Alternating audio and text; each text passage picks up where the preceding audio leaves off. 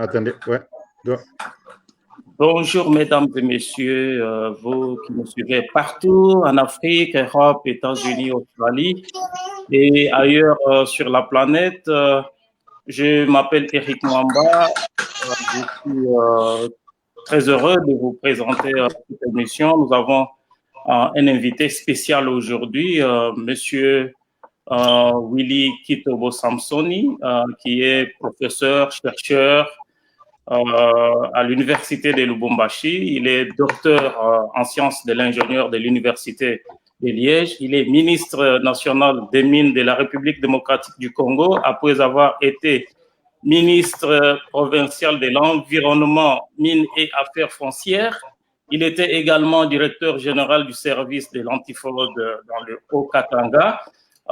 C'est pas facile de présenter Monsieur le ministre Willy Kitobo Samsoni, ça peut nous prendre toute une journée. C'est quelqu'un qui porte plusieurs bonnets sur son crâne. Monsieur le ministre, bonjour et bienvenue à cette émission du Grand Journal. Bonjour. Merci beaucoup, c'est un privilège pour moi et l'ensemble de l'équipe.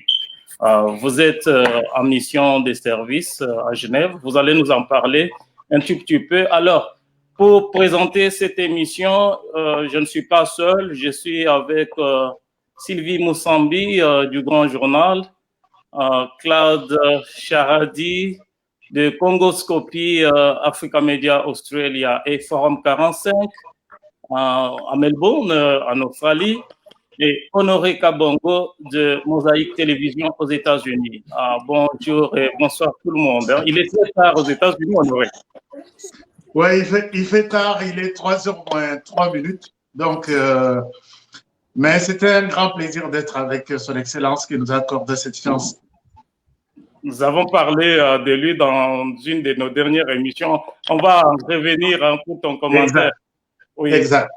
Alors, nous allons parler de deux grands thèmes aujourd'hui. Le premier, on parlera des questions d'ordre général en ce qui concerne le secteur minier. C'est pas tous les jours qu'on a une personnalité de tel calibre sur notre plateau. On parlera du secteur minier de la République démocratique du Congo, qui est le poumon respiratoire de l'économie. On parlera également du secteur minier après Covid-19. Mais bien avant, Monsieur le ministre, est-ce que vous pouvez nous parler un tout petit peu de votre séjour à Genève? Pourquoi vous y êtes allé? Merci beaucoup. Je suis en mission officielle du gouvernement à travers, bien sûr, nos partenaires qui sont membres de l'ONU. Beaucoup d'ONG étaient en train de parler du travail des enfants dans le secteur des mines artisanales. Alors, c'est une problématique qui dérange un peu notre pays.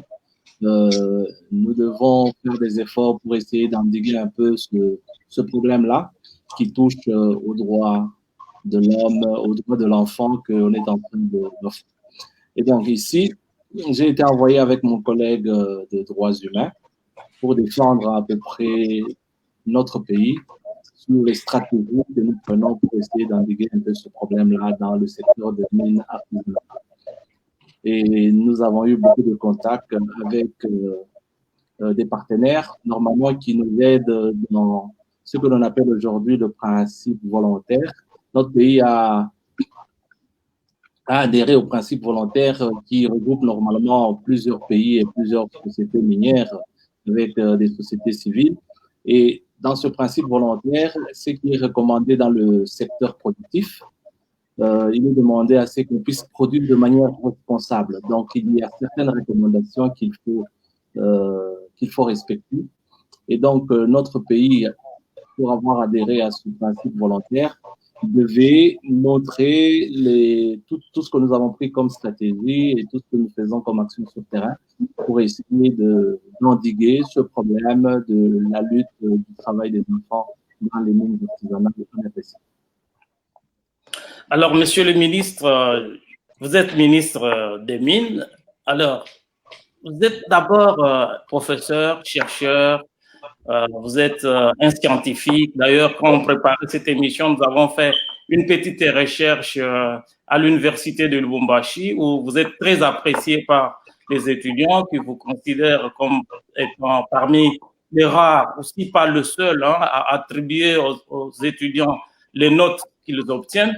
Alors, ma question est de savoir si, au moment de votre nomination, le chef de l'État, vous aviez demandé d'opérer un choix entre le ministère, celui de la recherche, de l'enseignement supérieur ou recherche scientifique, ou celui de la culture, lequel auriez-vous choisi?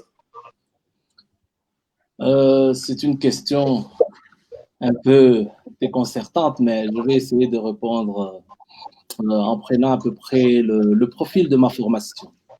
C'est vrai, je suis professeur d'université et il serait même plus facile que je gère le ministère de l'enseignement supérieur universitaire et avec déjà ce que je connais du monde académique, les difficultés qu'il y a, donc je sais directement y apporter des solutions à travers le gouvernement en défendant très bien sûr, l'activité académique des universités. Mais il faut savoir que de par ma formation, je suis docteur en sciences de ingénieur de formation déjà, donc je suis un praticien. Et donc ma formation, c'est une formation appliquée. Quand bien même que je reste formateur, je pense que je dois participer au développement de notre pays en apportant déjà ce que j'ai eu comme formation. Et pour moi, je crois que je me sens mieux en tant que ministre de Mines et surtout que j'ai une spécialisation en génie minéral. Et cette étude me permet aujourd'hui d'essayer de booster un peu les choses au niveau de l'activité artisanale. Et comme vous savez très bien que dans la loi minière, le rôle de l'État n'est rien d'autre que de réguler, de promouvoir le secteur. Et on laisse au privé, bien sûr, l'exploitation des mines. Et donc, c'est mieux qu'il y ait quelqu'un qui maîtrise bien sûr le domaine et qui peut bien promouvoir le secteur pour qu'on développe le secteur de mines en RDC. Je reste professeur puisque je sais prendre des petits repos pour donner cours, mais bien sûr, je réduis sensiblement, bien sûr, mes heures de travail au niveau de l'université. Claude Charadi de Forum 45, Congo Skopje, Africa Media Australia. Vous avez la parole pour poser votre question à Monsieur le ministre. Oui, d'abord, merci, Monsieur le ministre, pour votre disponibilité à cette interview. Monsieur le ministre, à votre arrivée à la tête du ministère des Mines en septembre 2019, vous constatez avec stupéfaction la vétuste des infrastructures de la Direction générale des Mines et une administration non informatisée. Alors, vous prenez l'engagement de vous lancer dans l'innovation et la modernisation. Où en êtes-vous avec ces dossiers une année après?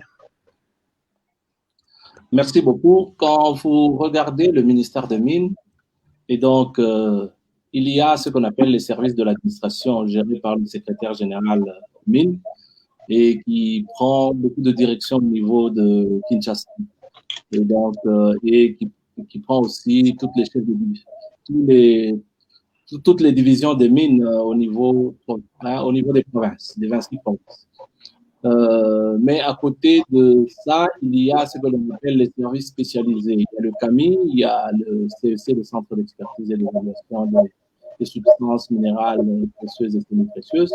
Il y a le service d'assistance et d'encadrement de l'activité artisanale de CMAP et il y a la cellule technique de planification minière, CTPM. Et donc, autour du ministre, il y a donc ces services spécialisés et il y a le service de l'administration. Et c'est cet ensemble-là qui aide au ministre de faire la gestion entière du domaine. Et donc, quand on regarde le service de l'administration, eh bien, le service de l'administration est on peut dire, le service le moins équipé quand j'ai fait les états de lieu que les autres services. Quand vous allez au CAMI, donc, ils ont des moyens et les moyens, ce sont des moyens pour être toujours au top, pour faire le cadastre minier, pour faire la gestion du domaine minier. Et donc, l'informatisation, elle est toujours renouvelée régulièrement. Quand vous allez au CEC, c'est la même chose. Il faut faire de la certification des minéraux et il faut faire la certification en utilisant les méthodes les plus pointus, et donc c'est chaque année qu'on renouvelle l'équipement. Mais ce qui n'est pas le cas de l'administration en général un peu chez nous, c'est une administration où le renouvellement de l'équipement, ça traîne un peu.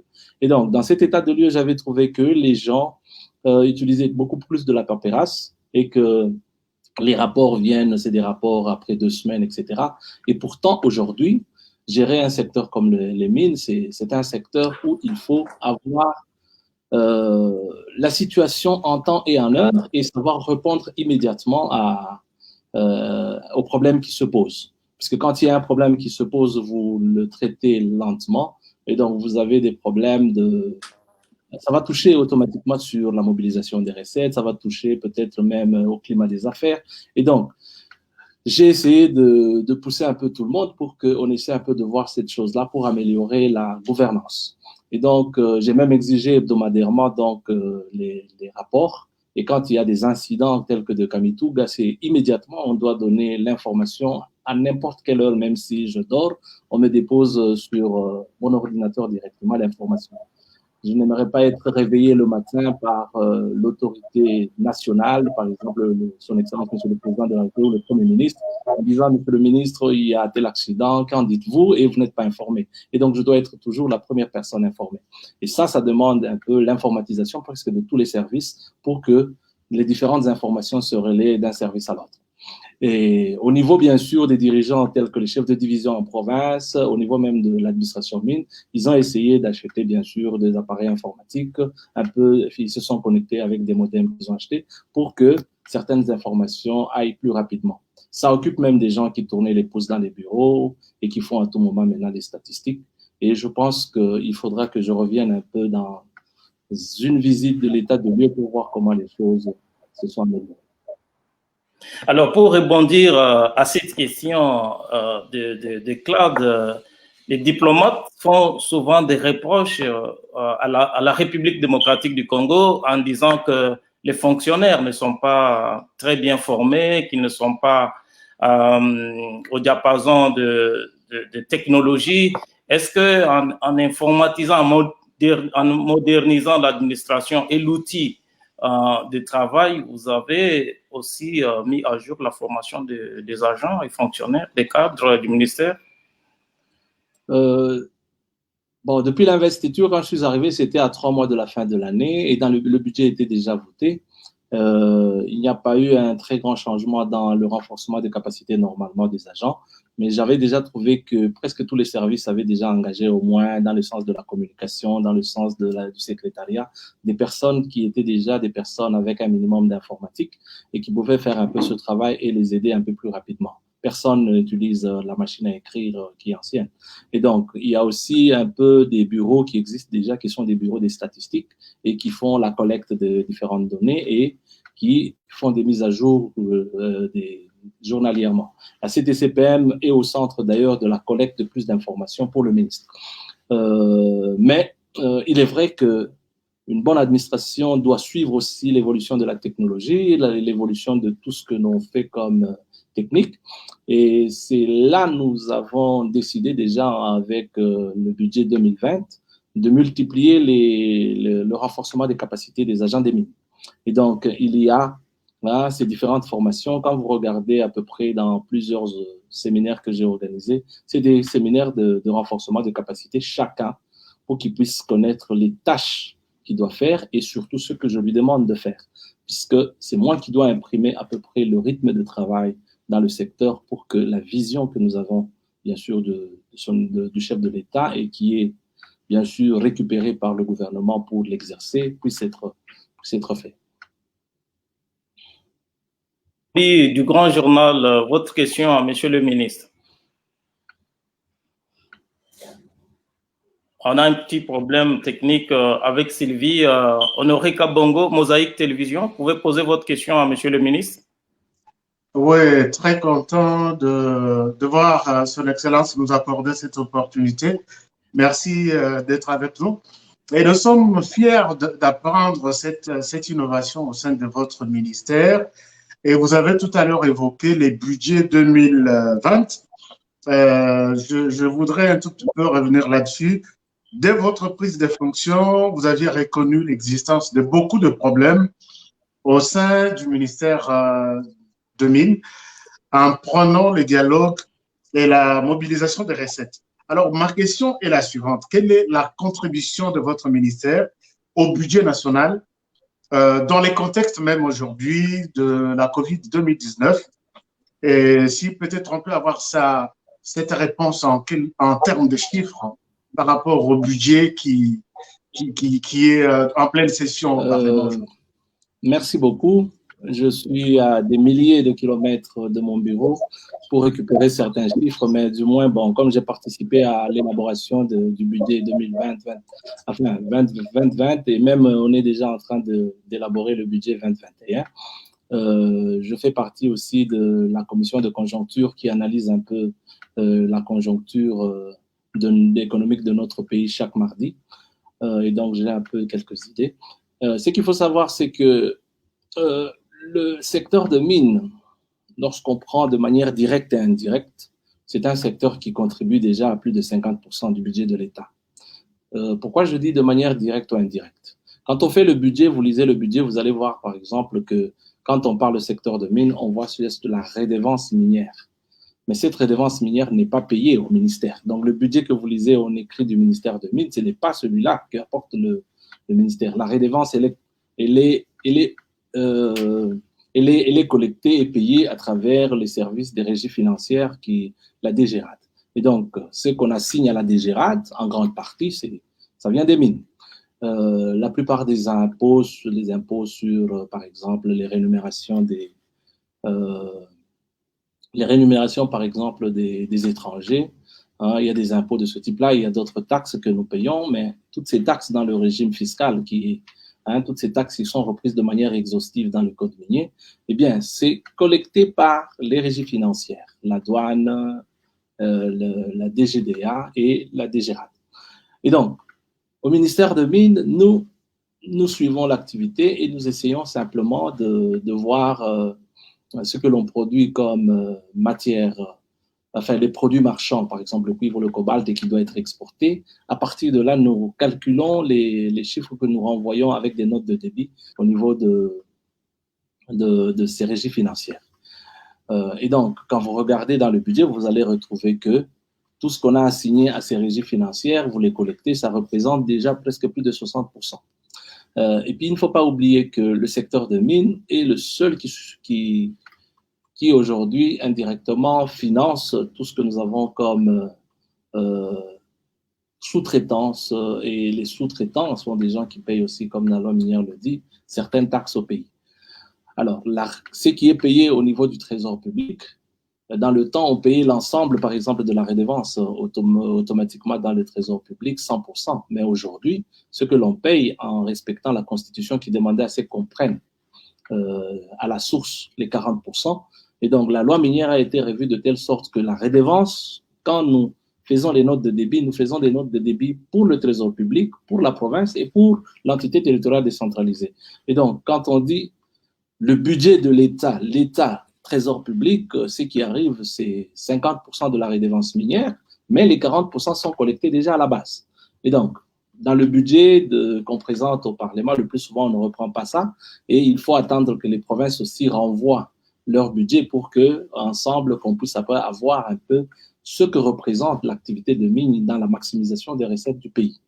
Et donc, c'est un peu ce que je peux dire. Mais quand je regarde le budget avec les 50% que nous collectons, plus les 10% des fonds miniers pour les générations futures, dans le secteur de mines, plus les droits superficiels qu'on paye au niveau des CAMI, les 50% qui entrent dans le trésor public et 50% qui restent pour le fonctionnement du CAMI, du cadastre minier, eh bien, pour 2020, nous étions autour de 400 millions de dollars. 400 millions de dollars pour un budget qui a été réalisé à peine à 5 millions, donc c'est presque disons le 1/10, un dixième, un douzième. Et là, je viens de vous dire que ce n'est que la redevance minière, sans compter les autres taxes. Et donc, quand on ajoute les autres taxes, le fonds minier fait déjà 10%, et donc nous sommes déjà à peu près à 440 000 ou 450 millions de dollars. Et donc, il y a des taxes qui viennent, bien sûr, qu'on paye sous forme des cautions, par exemple, dans le cadre de l'environnement, par les miniers.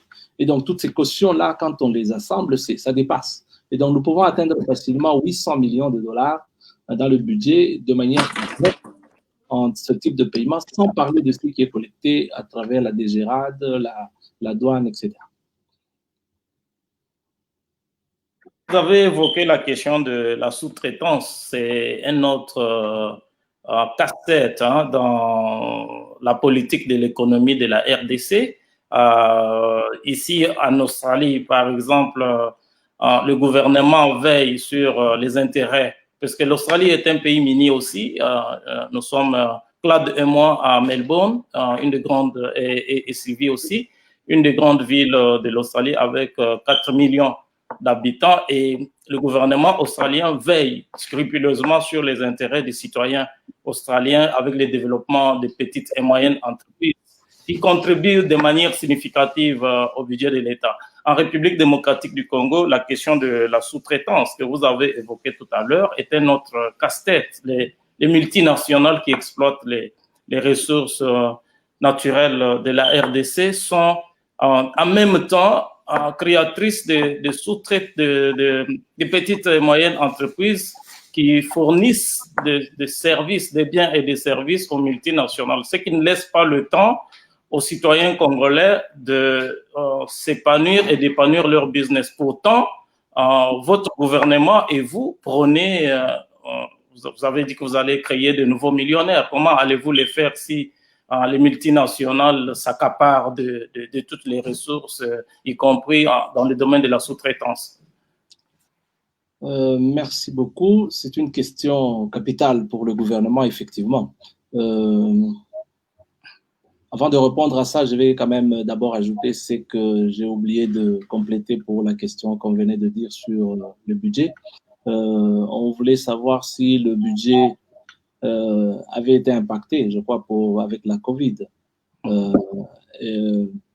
Il faut savoir que s'il y a un secteur qui s'est maintenu pendant la COVID-19, c'est le secteur de mines. Nous avions fait un peu, pendant la COVID, je suis parmi les ministres qui a pris avec tous les risques de faire des déplacements à travers le pays pour essayer de maintenir l'activité minière. Et nous avions constaté qu'avec les décisions qui étaient prises, même de confiner des travailleurs tout près des mines pendant une certaine période, certaines sociétés ont même augmenté la production. Et donc, aujourd'hui, quand nous faisons les statistiques, le cuivre était projeté autour d'1,4 million tonnes à produire pour toutes les sociétés. Et nous allons dépasser, on va atteindre même 1,5 million puisqu'il y a eu des augmentations de production. Et pourtant, tout le monde attendait à ce que ça puisse diminuer avec la fermeture de Moumi l'année passée. Le cobalt, la même chose, on s'attendait que ça diminue. Mais il y a eu des compensations de nouveaux projets, on peut en parler. Et donc, il n'y a pas eu vraiment un très grand impact à cause de la COVID-19. Nous avons maintenu la production, malgré qu'au mois de mars et avril, avec la fermeture des frontières, il y a eu cette baisse de la demande et qui a fait même qu'il y a eu des chutes des cours des métaux. Donc, nous sommes descendus très bas. Si on a perdu dans les recettes, c'est beaucoup plus à cause de ça. Mais ça a déjà remonté. Et aujourd'hui, vous savez que nous avons même dépassé les prix des métaux qu'on avait au mois de janvier. Alors, pour revenir à ce problème de la sous-traitance, je dois vous dire que c'est un combat qui n'est pas facile, dans ce sens qu'en 2017, lorsqu'on a introduit la loi de la sous-traitance qui demandait à ce que les Congolais soient les premiers bénéficiaires de la sous-traitance, et donc toutes les sociétés qui sont aptées à la sous-traitance devaient avoir au minimum 51% du capital social des Congolais. Mais pour faire appliquer ça, c'était un peu compliqué. On a laissé pendant 2 ans pour que les différentes sociétés qui prenaient tous les sous-traitants presque dans les secteurs de mines étrangers, le temps qu'ils s'organisent pour retrouver d'autres sous-traitants, etc. Mais ça n'a pas bougé. Et donc, quand moi je suis arrivé avec mon collègue de PME, nous avons commencé à pousser les miniers à appliquer cette disposition qui a été introduite dans le nouveau code minier. Dans le nouveau code minier, c'est une obligation de tous les titulaires des droits miniers, de respecter la loi de la sous-traitance. Il y a une disposition de la loi là-dessus. Et donc, nous devions voir dans quel sens on pouvait aider. Bon, les difficultés que nous avons trouvées lorsqu'on a commencé à discuter avec ces miniers, c'est qu'ils considèrent que les Congolais n'ont pas les moyens, les Congolais, pour certaines sous-traitances, n'ont pas d'expertise, etc. Nous avons dit, ben, écoutez, c'est bien de dire ça, mais c'est au cas par cas qu'on peut analyser que réellement il n'y a pas une compétence. Mais nous voyons qu'il y a des sous-traitants simplement dans les restaurations, dans le transport des minéraux, etc. Est-ce qu'il faut vraiment une compétence là-dessus? Moi, je ne pense pas. Et même quand vous parlez de compétences, moi, je suis professeur d'université, je leur ai dit, nous avons formé des gens, moi, je ne vois pas quelque chose que nous ne connaissons pas. Ce qu'il faut faire, c'est que quand vous réorganisez vous réorganisez bien sûr les sous-traitances, que vous respectez les parts comme on a dit. Alors, ils ont essayé d'expliquer que bon, il faut donner encore le temps, etc. Et au final, on a compris que c'était une tension qui a amené même la plupart des ambassadeurs à voir le président de la République pour qu'on essaie de surseoir ce problème-là. Mais les discussions ont abouti à une seule chose, comme vous l'avez dit, les Congolais doivent profiter de leurs ressources. Et surtout, pour soutenir notre économie, on avait déjà constaté que les gens préféraient, lorsqu'on dit il faut vendre les produits marchands à l'extérieur et rétrocéder 60% des devises que vous obtenez de la vente des produits marchands qui viennent de vos sociétés, vous rétrocédez dans le circuit économique de notre pays, donc dans les banques, pour que, au moins dans les opérations d'échange, que nous puissions profiter de ça et que ça puisse stabiliser notre monnaie, eh bien, les gens s'arrangent pour faire repartir l'argent avec les opérations de sous-traitance. Et donc, quand ils importent des intrants, quand ils demandent des expertises des forages, etc. Et donc, l'argent repart encore dans leur compte. Ce sont des sous-traitants qui ne sont que leur société, donc non filiale. Et donc, nous sommes en train de voir dans quel sens on doit faire changer ça, puisque pour nous, l'argent qui revient au Congo, c'est de l'argent qui doit servir à l'économie congolaise. C'est l'argent du minier, mais il doit l'utiliser dans l'économie congolaise et on ne peut que l'utiliser en le donnant à des travaux, par exemple, des sous-traitances. Et en ce moment-là, les Congolais, petit à petit, seront peut-être demain des millionnaires aussi. Et donc, nous avons cet espoir-là et il faut que nous persévérons là-dessus. Si on ne persévère pas, eh bien, ils mettront toujours des mécanismes pour que l'argent qui est produit reparte. Il y a des sous-traitances très simples. Moi, j'ai vu des cas en circulant, simplement des entretiens où on sort des millions.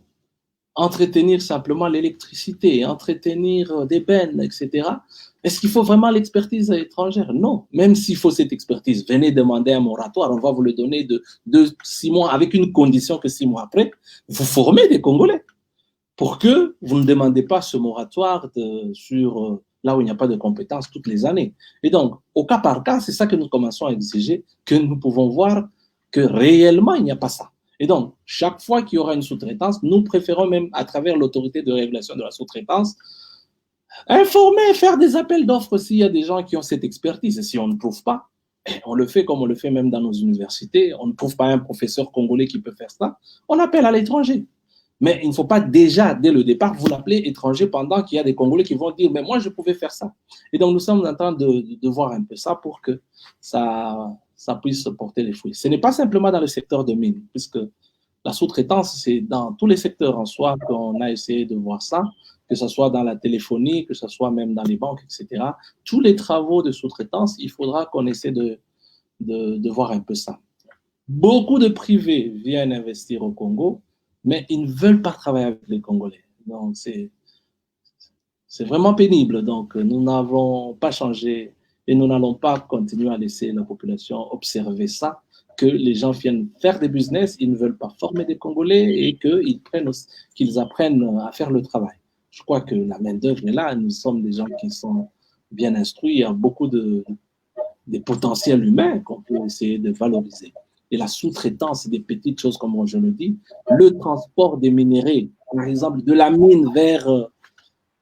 mine simplement vers l'usine métallurgique, Aujourd'hui, les Congolais peuvent acheter des bennes, des camions, il y en a. Mais on va préférer prendre une sous-traitance étrangère pour ça. Ce sont des choses qu'il faut que nous changeons pour que, effectivement, demain, nous ayons quelques millionnaires. Donc, le gouvernement a décidé, même dernièrement, au Conseil des ministres, que la loi de la sous-traitance doit être appliquée, mais bien sûr dans une formule où on a revu certaines taxes à payer au niveau de l'autorité de régulation qui contrôle la sous-traitance.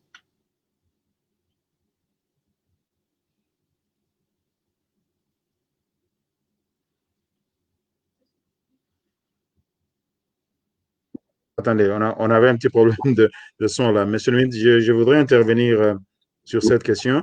Je pense qu'elle est très importante. Le fait que ces compagnies, ces multinationales n'appliquent pas ou ne veulent pas obtempérer à la loi congolaise, est-ce qu'il faut envisager des amendes? Il faut évidemment, pour un premier temps, il faut essayer de voir comment on peut dialoguer dans un sens, mais on ne peut pas dialoguer pour faire appliquer la loi congolaise. Il faut donc que ces multinationales qui n'arrivent pas à appliquer ces mesures-là soient sanctionnées, simplement. Vous avez tout à fait raison de dire ça, mais vous savez, quand vous gérez un secteur où il y a, comme vous dites, des multinationales, bon, je crois qu'il faut être quand même un peu diplomate. Il faut le dialogue permanent. Il faut faire voir. C'est pour ça, même dans la loi, il y a toujours des mises en demeure avant de sanctionner. Et donc, ici, nous sommes en train de voir, de multiplier d'abord un peu ce dialogue-là en essayant de vulgariser aussi les lois de notre pays pour que les gens comprennent comment il faut l'appliquer. Et ça bouge. Moi, je vous le dis, moi, j'ai vu beaucoup de sociétés qui commencent à bouger sur ce plan-là. Tout ce que nous avons, c'est que nous avons donné un petit délai pour qu'avec l'autorité de régulation, que toutes les sous-traitances, eh bien, l'autorité de régulation donne les autorisations. Donc, ce sont les sous-traitants aujourd'hui qu'on a amenés à s'inscrire. Ils doivent avoir des autorisations cette fois-ci de faire de la sous-traitance. Ce qui n'est pas autorisé deviendra automatiquement une sous-traitance illicite. Et donc, c'est comme ça qu'on est en train de travailler. Et donc, quand nous allons arriver à enregistrer toutes les sous-traitances, nous enregistrons des sous-traitances qui répondent aux conditions déjà qui sont là. Et donc, il y a des documents aujourd'hui qu'on est en train de donner par l'autorité de régulation qui gère la sous-traitance. Et qui est, le DG, c'est M. Kalej, l'ancien DG honoraire de la GECAMINE, qui est le DG de cette autorité de régulation. Et donc, toutes les sociétés ont été appelées automatiquement à s'enregistrer sur des fiches qui sont déjà aménagées. Et c'est avec ça que on va autoriser. Après une certaine période, celui qui n'est pas dans la base de données du pays ne peut pas exercer cette activité-là. Et donc, c'est à ce moment-là qu'ils ont trouvé qu'il y a une pression sur les sous-traitants. Donc, pour qu'on vous donne l'autorisation de faire cette activité. Et donc, petit à petit, les gens sont en train de se transformer, de se changer. Je vous ai dit ici que c'est quand on a commencé ça que beaucoup d'ambassadeurs sont venus, puisque il y a beaucoup d'argent qui part des sous-traitances et qui font gagner leur pays. Mais nous les avons fait comprendre que, mais on ne peut pas produire des milliards. Mais le Congolais n'a que quelques redevances minières, ça fait 100 millions, mais des milliards qui viennent et qui repartent comme ça sans que l'économie ne bouge, sans que ça ne profite pas aux Congolais. Pourquoi ce ne sont que des privés étrangers qui viennent investir, qui doivent bénéficier de l'argent des Congolais? Non, ça devient un pays où on vient juste ponctionner. Non, nous avons accepté l'investissement étranger, mais pour que les étrangers nous aident à nous développer et qu'il y ait un gain, qu'il y ait bien sûr une valorisation des ressources minérales, par exemple, du sous-sol et du sous-sol, dans un climat des affaires où on est tous gagnants. Une partie des gens gagnent et les autres ne gagnent pas. Ce sont des défis, puisqu'on a laissé une période, ce laxisme-là, les gens investissaient comme on veut. C'est un peu partout. Quand vous allez les petits commerces, vous trouvez même des étrangers dans les petits commerces qui sont interdits aux étrangers. Et donc, il faut vraiment faire appliquer la loi. Et parfois, c'est l'ignorance. Vous allez dans des coins reculés du pays, les gens ne savent pas que cette loi, c'est comme ça. D'où la vulgarisation de toutes les lois que nous sommes en train bien sûr, de donner au niveau des parlements. pour ceux qui nous suivent, qui nous prennent en cours, Honoré, tu vis aux États-Unis, hein, je sais que tu vas rebondir sur cette question de la sous-traitance, puisque America Fest, je le savais, je vais te donner l'opportunité de rebondir. Comme ici en Australie, il y a une forte culture de patriotisme économique, c'est-à-dire qu'un Australien, monsieur le ministre, a mentionné le fait qu'il y a aussi la responsabilité de notre population, il y a aussi l'ignorance. On parlera, par exemple, dans la deuxième partie de cette émission, le travail remarquable que le ministre Willy Kittobo-Kamsoni est en train de faire en République démocratique du Congo en vulgarisant le code minier pour permettre à chaque citoyen congolais de s'approprier les dispositions légales qui permettent aux Congolais de jouir, par exemple, de leurs droits. Alors, pour ceux qui nous suivent en cours, nous sommes sur Forum 45. L'émission d'aujourd'hui a été organisée par Grand Journal qui nous recevons un invité spécial, monsieur le ministre national des Mines, Willy Kittobo-Kamsoni. Alors, je ne suis pas seul, je suis avec Claude Charadi de Congoscopie, Africa Media Australia et Forum 45, Honoré Kabongo, HK pour les intimes, Mosaïque Télévision, Sylvie Moussambi du Grand Journal qui a définitivement un problème technique sérieux avec nous. Alors, Honoré, avant que tu ne poses ta question à Monsieur le ministre, tu te prépares. Moi, j'avais une petite relance, puisque Monsieur le ministre a mentionné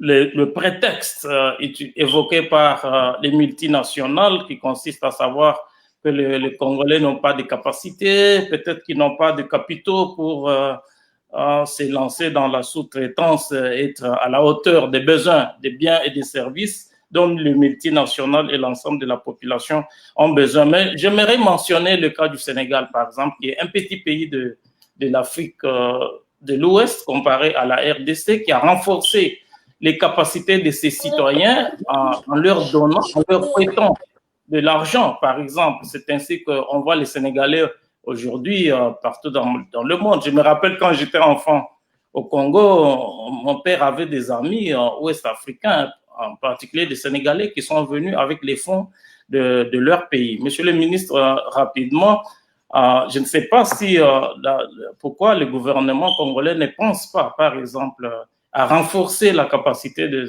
certaines personnes au sein de la population, certaines petites et moyennes entreprises, en leur donnant la formation nécessaire et pourquoi pas en leur prêtant un peu d'argent pour qu'ils puissent se lancer. Sylvie, tu te prépares. Après, Honoré, tu vas poser ta question. Monsieur le ministre.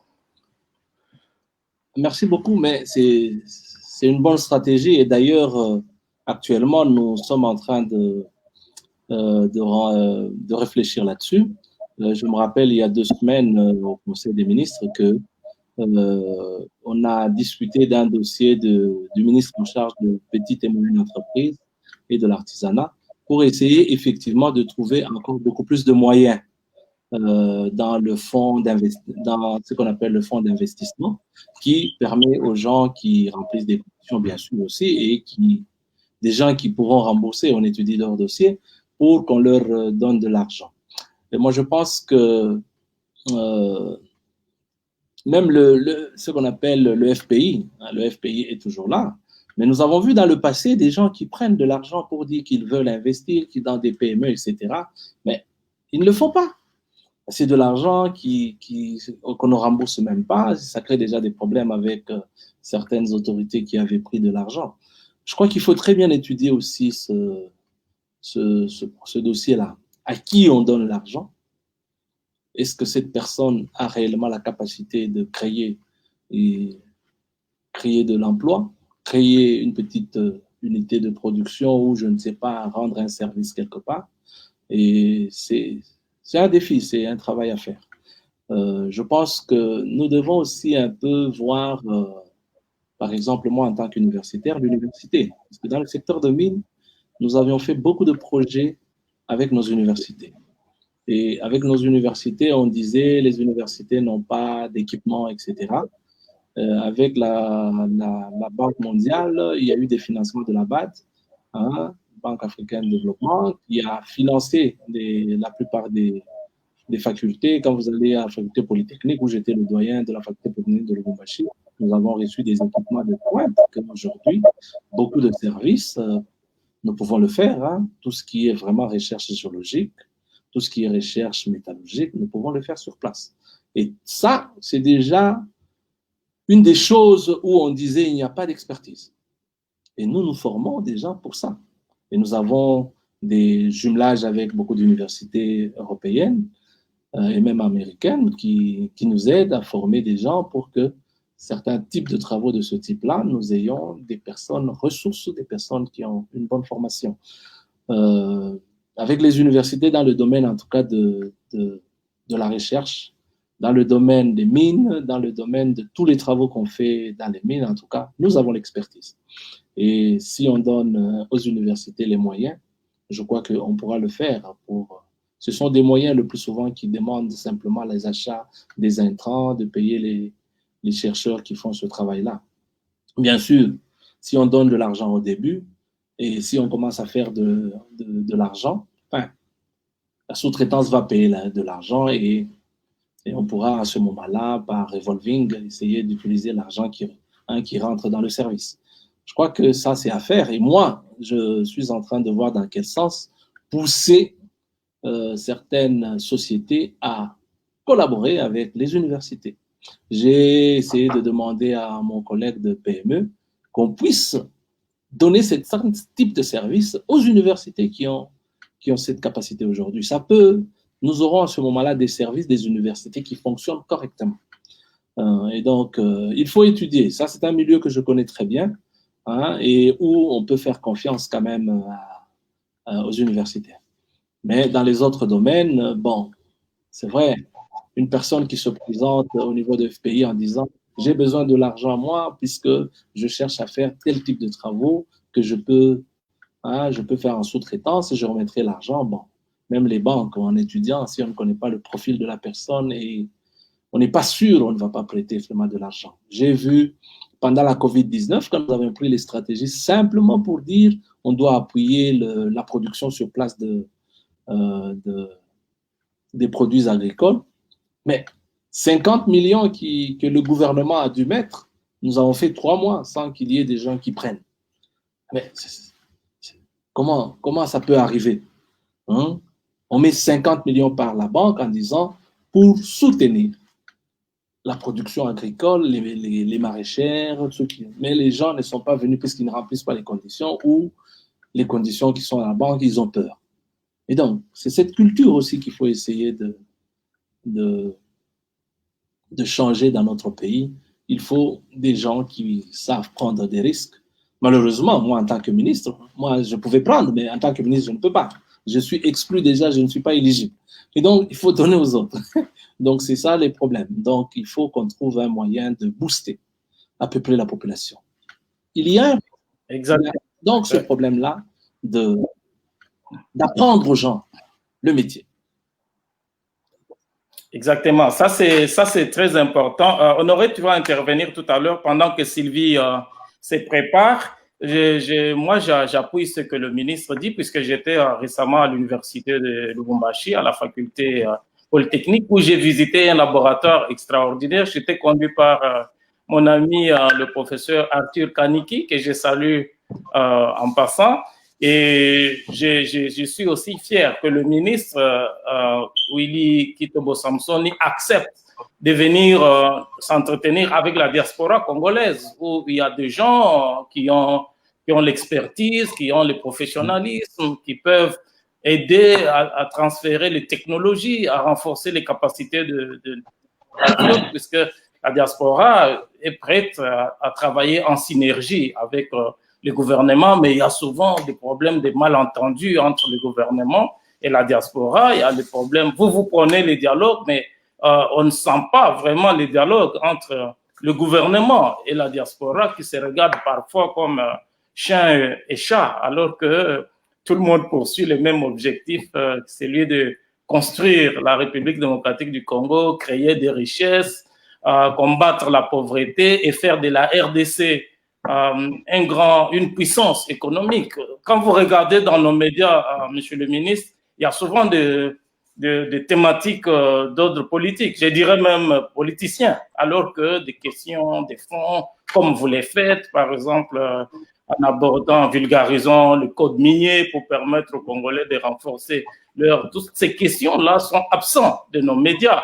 Je pense que vous serez notre interlocuteur, vous serez notre ambassadeur auprès du gouvernement, auprès de vos collègues pour qu'ils viennent parler à la diaspora comme vous avez accepté de le faire aujourd'hui en exclusivité avec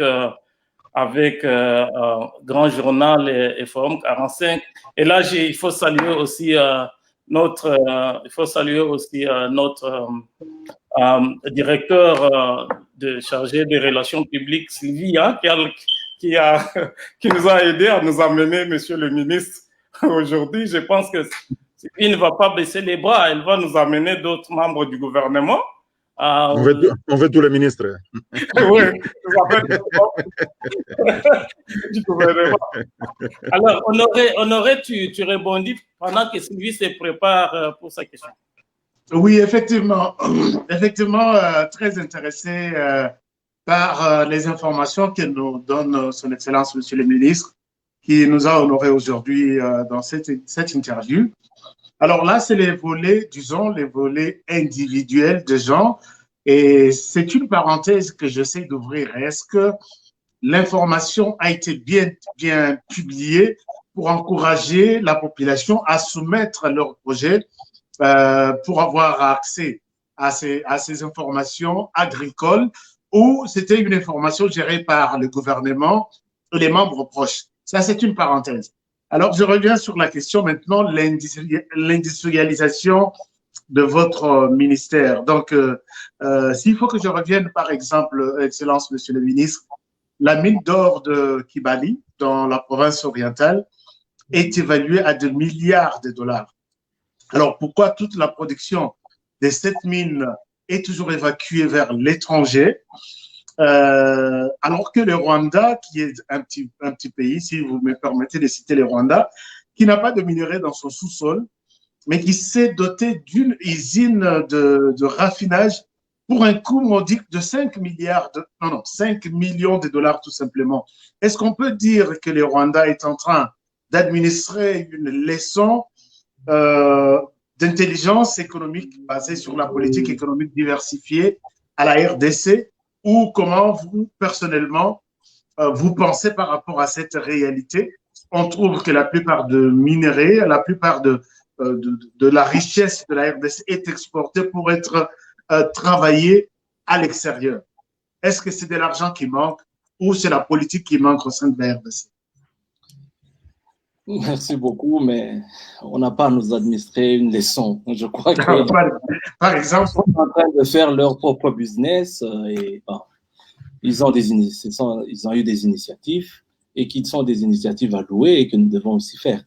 Ce qu'il faut dire ici, c'est que le développement de Kibali Gold ne date pas de beaucoup d'années.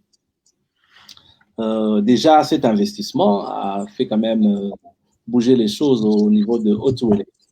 Nous n'avions que Sukimo et qui était déjà en faillite et qui produisait l'or et des activités artisanales. Et il faut déjà voir avec les activités artisanales, lorsque on n'arrive pas à tout contrôler avec l'insécurité à l'Est, bon, nous nous retrouvons donc avec cette activité qui n'est pas une activité qui intervient aux recettes de l'État. Et on parle beaucoup plus dans les rapports internationaux, vous voyez, des problèmes de l'or à l'Est.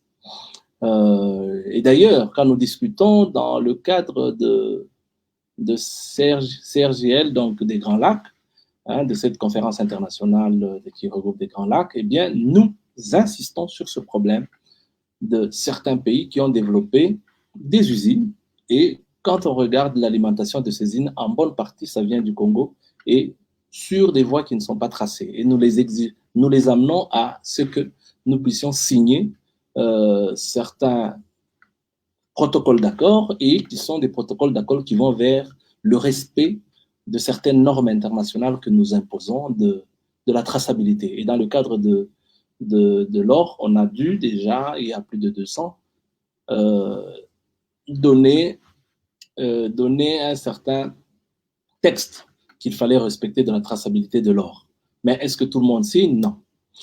Alors, si aujourd'hui, vous dites que Kibali envoie de l'or brut, bon, ça, moi, je ne dirais pas ça. Parce que si vous avez une idée de la production de l'or de Kibali, vous comprendrez que Kibali, sa matière première, c'est de l'or qui se trouve piégé dans des sulfures de fer.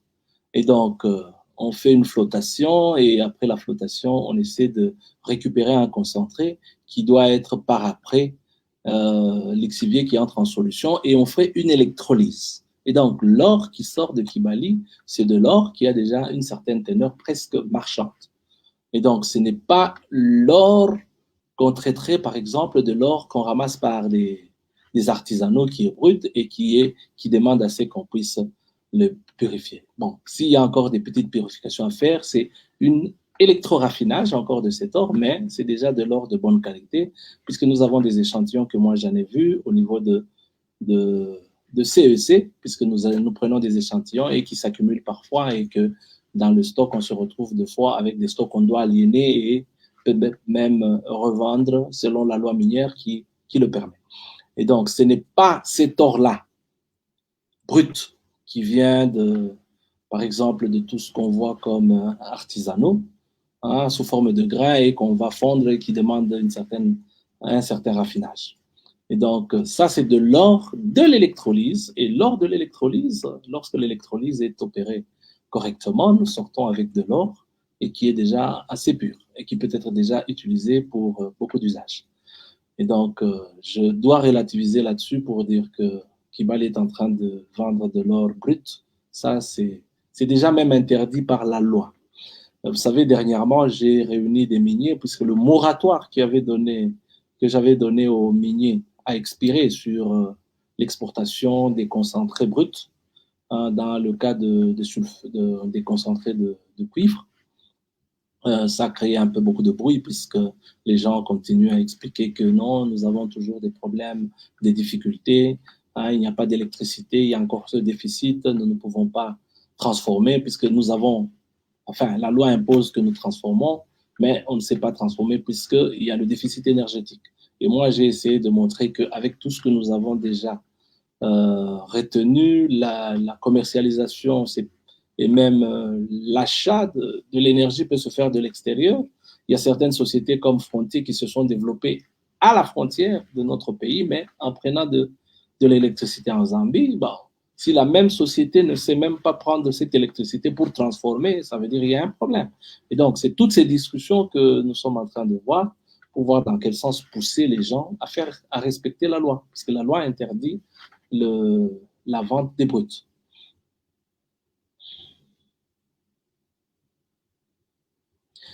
Je peux ajouter un petit mot sur ce que vous avez dit concernant le problème de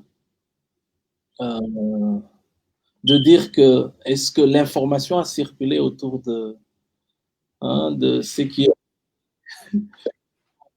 Moi, dans ma réponse, j'avais voulu déjà vous le dire que le plus souvent, c'est ça le problème de notre pays, c'est que parfois l'information ne circule pas partout. Pendant la période de Covid, est-ce que les gens suivaient cette information ou ils étaient concentrés sur des informations de combien de gens sont morts en Australie, aux États-Unis, etc. Et deux fois, on ne prend pas l'information économique. Donc, il faut en créer. Il faut créer il faut faire véhiculer effectivement l'information. Peut-être je peux même vous faire rire. Comment pouvez-vous imaginer, vous devenez ministre, c'est en ce moment-là qu'un politicien vous dit, mais vous étiez où? On ne savait pas qu'il y a des gens comme vous, par exemple. Est-ce que ça veut dire quelque part? Bon, l'information ne circule même pas. Et donc, si vous avez une expertise aux États-Unis pour faire quelque chose et que cette information n'est pas connue, il est difficile qu'on dise non. Monsieur Eric, on peut le prendre pour qu'il nous aide à faire telle chose. Nous devons nous mettre ensemble, à prendre des décisions pour développer notre pays et essayer de créer des sites où ces types d'informations circulent et que ça soit accessible à tout le monde. À ce moment-là, Ça nous permet plus facilement de voir, chacun peut dire, moi, voilà, je suis capable de faire ça. Moi, j'ai développé ceci, j'ai telle expérience. En ce moment-là, même déjà, les structures qui décident peuvent lire. Nous le faisons dans les universités. Les universités publient toutes leurs recherches, disent tout ce qu'ils sont capables de faire, etc. Et donc, il faut vendre l'information. Tant que l'information n'est pas vendue, vous pouvez être le spécialiste comme vous voulez, mais vous êtes le seul qui savez que vous êtes spécialiste dans votre maison sans informer aux autres que vous êtes capable de le faire. Et donc, l'information doit circuler effectivement. Et nous devons y veiller. Et nous avons des ministères qui peuvent être utilisés tels que de la communication pour essayer de véhiculer ce type d'information. Je crois que je vais quand même demander à mon collègue de la communication que l'information politique, il faut ajouter à côté aussi parfois l'information de ce que nous avons comme potentiel humain avec ceux qui sont capables de faire. Avant que tu ne répondisses, j'aimerais que Sylvie, qui a des problèmes techniques, puisse dire un mot, si elle a envie de dire un mot ou poser une question. Avant, on revient à Claude, parce qu'on a comme l'impression qu'on a des problèmes techniques sérieux avec Sylvie.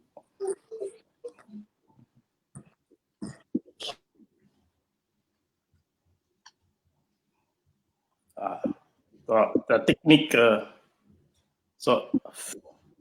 Elle doit mettre le son de son micro. Et combien? Je reprends puisque vous n'avez pas. Non, pas de problème. Vous me suivez? Monsieur le ministre, combien d'emplois le secteur minier offre-t-il aux Congolais et dans l'ensemble et combien d'emplois ont été créés depuis votre arrivée au ministère de Mines? Wow, merci pour la question. Mais ça, je vais demander à mon collègue de l'emploi. Mais bon, ok. Je vais quand même parler de quelques emplois qui pouvaient être créés en fonction de nouveaux projets qui ont démarré. Nous savons que nous avons eu, enfin, d'une manière générale, nous avons à peu près 250, 220, je n'ai pas le chiffre en Ghana, autour des titulaires des droits miniers. Et donc, avec des titulaires des droits miniers, bon, donc, y compris les périmètres, les permis de recherche, etc. Nous en avons déjà 750 à peu près permis connus à travers le répertoire. Mais les sociétés qui travaillent et qui produisent, bon, enfin, il y a moins d'une centaine. Mais quand on regarde déjà dans ces sociétés, quand vous prenez 80 sociétés qui utilisent presque 1000 personnes, et donc vous voyez déjà, on est autour de 80 000 personnes qui sont utilisées. L'année passée, depuis l'investiture de notre gouvernement, nous avons eu la première société qui a lancé son activité, c'est Lualaba Copper Smelting à Kolwezi, et qui a démarré au mois de mars, au même moment que la société Desiwa. Avec ces deux sociétés, déjà, il y a eu presque autour de 2000 emplois, puisque toutes ces sociétés, c'est 800 000 personnes. Et donc, dans l'avenir, nous allons avoir la société qui démarre l'année prochaine, c'est Kamoa. Un des grands projets qui va essayer de booster notre économie dans le secteur minier. Donc, Kamoa, un très grand projet, un très grand gisement. Ils sont en train déjà de faire l'exploitation minière, mais la transformation métallurgique commence d'ici juin 2021. Le budget, on doit en tenir compte.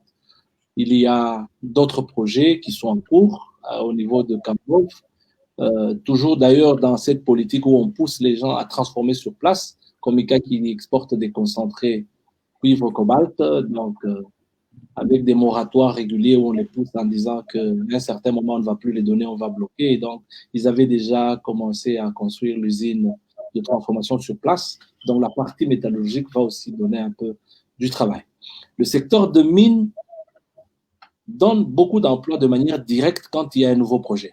Mais le même secteur donne de l'emploi dans le cadre des sous-traitances de manière indirecte. Et quand on calcule aussi les sous-traitances, le plus souvent, les sous-traitances, c'est x5 le nombre de travailleurs que l'on a. Et nous avons vu, par exemple, lorsqu'on a arrêté la mine de l'année passée, pendant la COVID-19, Frontier avait arrêté l'exploitation au niveau de la mine. Il y a eu même des remous de plus de 1400 personnes pendant que Frontier n'a qu'à peu près 600 agents. Et donc, vous voyez, les sous-traitances ont plus de gens. C'est pour ça qu'on se bat même pour que, quand on maintient l'activité, on maintient aussi les sous-traitances. Donc, chaque projet que je parle, qui a commencé, crée de la sous-traitance aussi, des sous-traitances et qui procure aussi de l'emploi. Et donc, nous avons quand même de l'emploi que nous pouvons dire à 2000, 3000 personnes qui ont obtenu de l'emploi avec des nouveaux projets. Mais nous nous battons beaucoup plus pour maintenir les emplois des gens en maintenant l'activité. Puisque si une usine ferme, ça veut dire que c'est des emplois perdus. Et c'est pour ça qu'on se bat pour qu'on garde les emplois qui sont déjà là, puisque ça fait plus de 80 millions de Congolais. Et vous savez, chez nous, quand quelqu'un a un boulot, derrière lui, c'est 3, 8, 10 personnes qui en profitent. Et donc, c'est des milliers de gens qui profitent de cet emploi-là.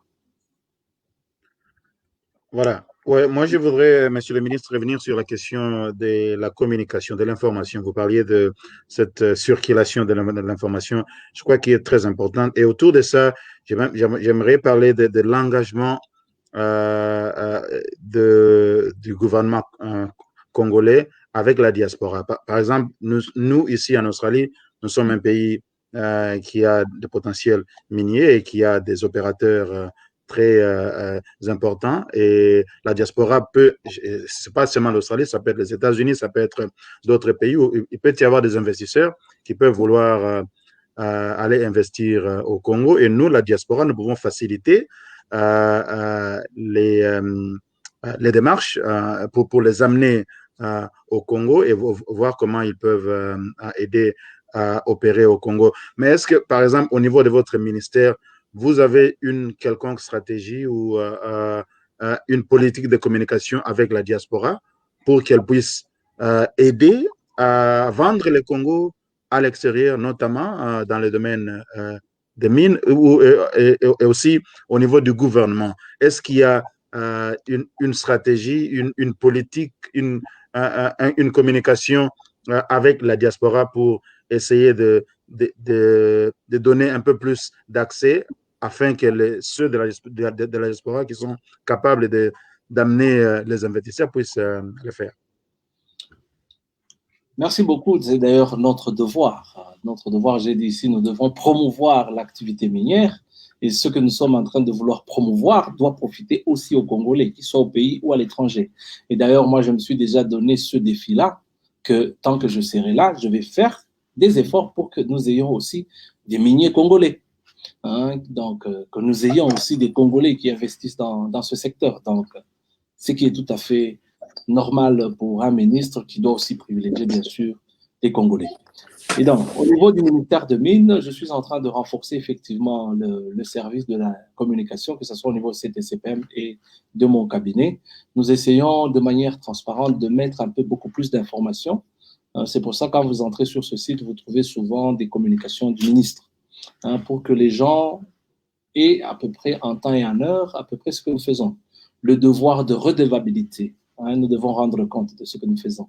C'est pour ça, moi, ça ne me dérange pas que demain ou un mois après, qu'on reprenne encore les discussions sur les matières qui se passent dans notre pays. La gestion que nous faisons, c'est une gestion où il faut rendre compte. Et donc, il n'y a pas à cacher. Et je crois qu'il faut donner l'information. Quand vous regardez la loi minière aujourd'hui, la loi minière qui a été révisée, c'est une véritable loi qui a tenu compte de tout ça. Vous ne pouvez pas faire quelque chose sans faire des appels d'offres. Quelque chose qui est retrouvé par la recherche géologique, par exemple, par nos structures spécialisées, eh bien, c'est des choses que vous devez faire par appel d'offres. Et les appels d'offres, ça doit être de manière transparente, connue de tout le monde. Quand vous devez, même une simple décision, quand je dois déchoir normalement des titres, puisque les gens n'ont pas payé les droits superficiels, la réglementation dit qu'il faut d'abord publier. Par voie des médias, on publie en disant tel et tel et tel, ils n'ont pas payé, il faut, s'ils ne se justifient pas, on va déchoir. Et donc, nous devons aller vers ce type de travail. Mais bien sûr, il y a toujours un peu des résistances au niveau des services, ce qui fait que c'est le ministre qui doit prendre des décisions dans l'avenir. Si les gens continuent à faire de la rétention de certaines informations, pour améliorer la gouvernance en changeant les personnes qui ne veulent pas faire bouger le pays.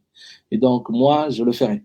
Tout ce que je sais, c'est que le code minier le dit, la gestion de secteur de mine, ça doit être une gestion transparente. Et dans la transparence, c'est la publication de beaucoup de choses. Toutes les sociétés doivent répondre aux exigences de l'ITE qui demandent à ce qu'il n'y a pas de tabou de savoir que vous avez produit autant, vous avez gagné autant, si vous avez payé autant d'argent au trésor public, autant d'argent à l'ETD, autant d'argent de la province. Et donc, ça, c'est le défi que je me suis déjà donné en disant que je vais pousser tout le monde à être transparent tel que la loi le dit. Je pense que la technique va être indulgente aujourd'hui, puisque ce n'est pas tous les jours qu'on a la chance d'avoir une personnalité de la trempe du ministre Willy Kitobo Samsoni, puisqu'on a énormément de matières à traiter. Et cette question des médias, par exemple, c'est une question qu'on ne va pas prêcher pour notre chapelle, puisque nous sommes des journalistes, nous sommes responsables des médias, mais en publiant, par exemple, toutes ces documentations dont M. le ministre parle, on permet aussi le renforcement des capacités des médias. On permet aussi le développement même des médias, puisque nos médias vont améliorer leur contenu et puis ils vont avoir suffisamment de moyens pour être des médias compétitifs, comme on le voit dans d'autres pays, des médias intelligents à travers lesquels s'expriment des personnalités du pays, parce qu'on a comme l'impression parfois que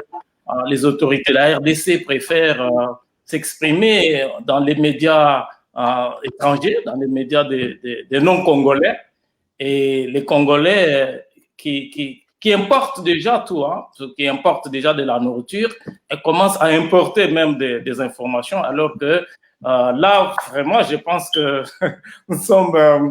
nous sommes vraiment flattés d'avoir Monsieur le ministre Kitobo. Moi, j'insiste qu'il soit notre ambassadeur auprès d'autres membres du gouvernement, et il faut vraiment rendre hommage à Sylvie. Je pense que Sylvie va faire un effort avec le soutien de Monsieur le ministre Samsoni pour nous amener d'autres membres du gouvernement, parce qu'il n'y a que par ces moyens que nous pouvons aussi développer les médias. Alors, cela étant, Monsieur le ministre, au cours d'un conseil des ministres, le chef de l'État, Félix Tshisekedi, a promis de doter l'AMIBA de 5 millions de dollars pour la relance de cette unité de production. Mais selon les experts que nous avons contactés, les experts indépendants, ils déclarent que l'AMIBA a besoin d'environ entre 300 et 500 millions.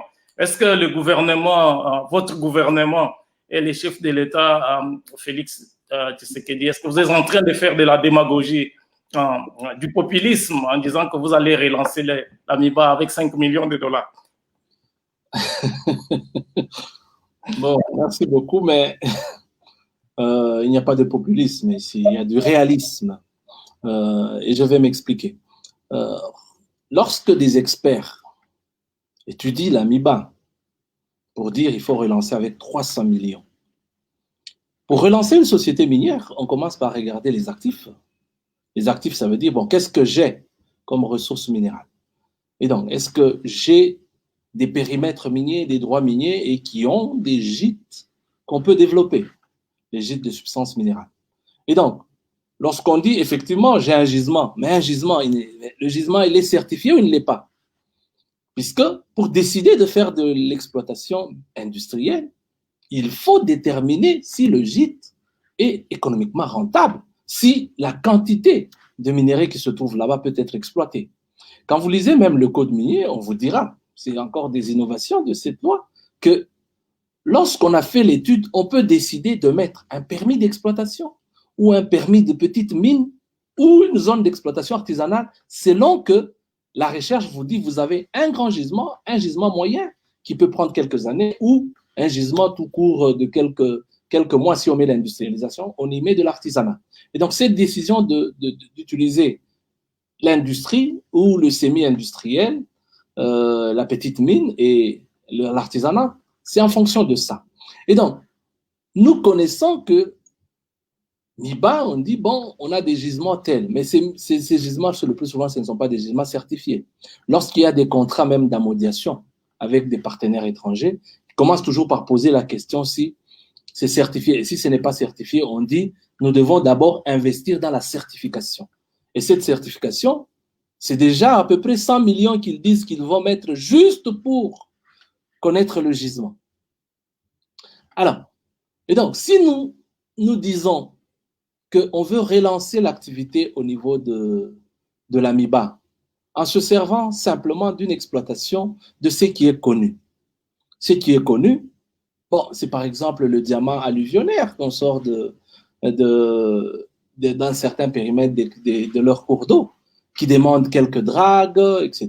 Eh bien, ça peut coûter 5 millions. Nous avons vu des gens qui utilisent des dragues simplement et qui lavent ce sable qu'on remonte et qui sont en train de sortir le diamant. Et donc, si le président dit nous donnons 5 millions, c'est après cette petite étude en disant nous avons déjà un équipement qui est déjà, bon, bien sûr, vieux, mais que nous pouvons essayer de remettre pour reprendre une petite production. Cette production-là, avec le temps, va autofinancer, enfin, va financer, bien sûr, ce que nous ne pouvons pas avoir du coup à travers le pays, 300 millions, puisqu'on ne peut pas se donner le luxe avec le budget que nous avons de sortir 300 millions du trésor public. Et donc, dans le passé, vous remarquerez que la GECAMINE avait déjà donné aussi à peu près, je crois, ces 5 millions de dollars à la MIBA pour relancer la laverie. Et donc, les gens se sont dit, si nous avons la laverie, et avec quelques dragues et même quelques camions, nous pouvons relancer, tant soit peu, une petite production.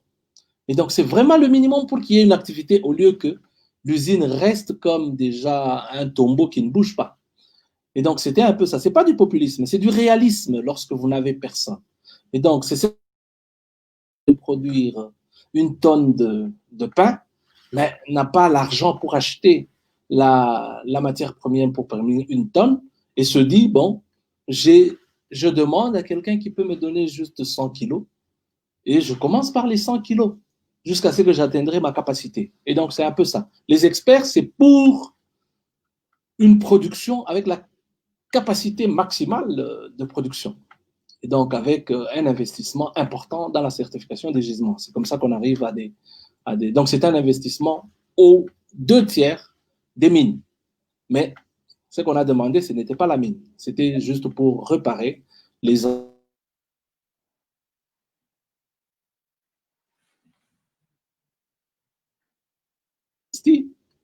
Sassim avait fait un projet d'à peu près 200 au-delà de millions. Mais déjà avec 50-60 millions,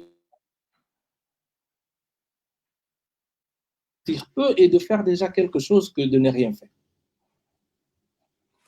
Alors, on a un petit souci au niveau de la technique. Sylvie, tu aimerais poser une question ou bien Claude? Sylvie, tu aimerais poser une question? Sylvie? Honoré? Claude? Ouais. Moi, je voulais dire, bon, je ne sais pas, le ministre avait répondu sur la question que j'avais posée en disant il y a la transparence au niveau du ministère sur ce qui se passe dans les mines, c'est bon. Mais moi, je parlais plus d'une politique d'engagement avec la diaspora pour qu'elle soit utilisée comme une force pour vendre le Congo à l'extérieur. Et ça, je crois, c'est un petit peu différent de la transparence au niveau des opérations des mines, des multinationales et tout ce qui est très important aussi. Mais je voulais revenir sur ça parce que je pense que même au niveau de la politique de la sous-traitance, on sait que il y aura un rôle que la diaspora pourra jouer dans la sous-traitance parce que les Congolais qui sont au pays, on peut s'imaginer qu'il y a des moyens et des connaissances limitées. Moi, personnellement, je connais un Congolais qui a travaillé et qui continue à travailler depuis plus de 15 ans, en tout cas plus de 10 ans, avec BHP pour faire la sous-traitance. Il était basé en Afrique du Sud, mais il est maintenant ici en Australie.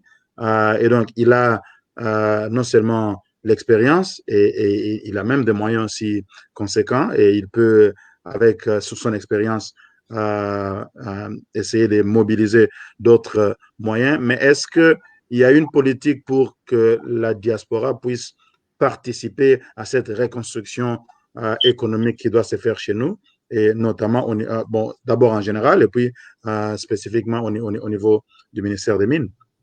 J'aimerais peut-être compléter avant que M. le ministre ne réponde. Monsieur le ministre, ça c'est une question cardinale pour la diaspora. Par le passé, il y a eu des tentatives au niveau du gouvernement où on a même créé un ministère des Congolais de l'étranger. Je ne sais pas si ça existe, mais c'était tout simplement du copier-coller sur le modèle de ce que d'autres pays comme le Mali, le Sénégal font, mais c'était permettez-nous l'expression de vraiment coquille vide.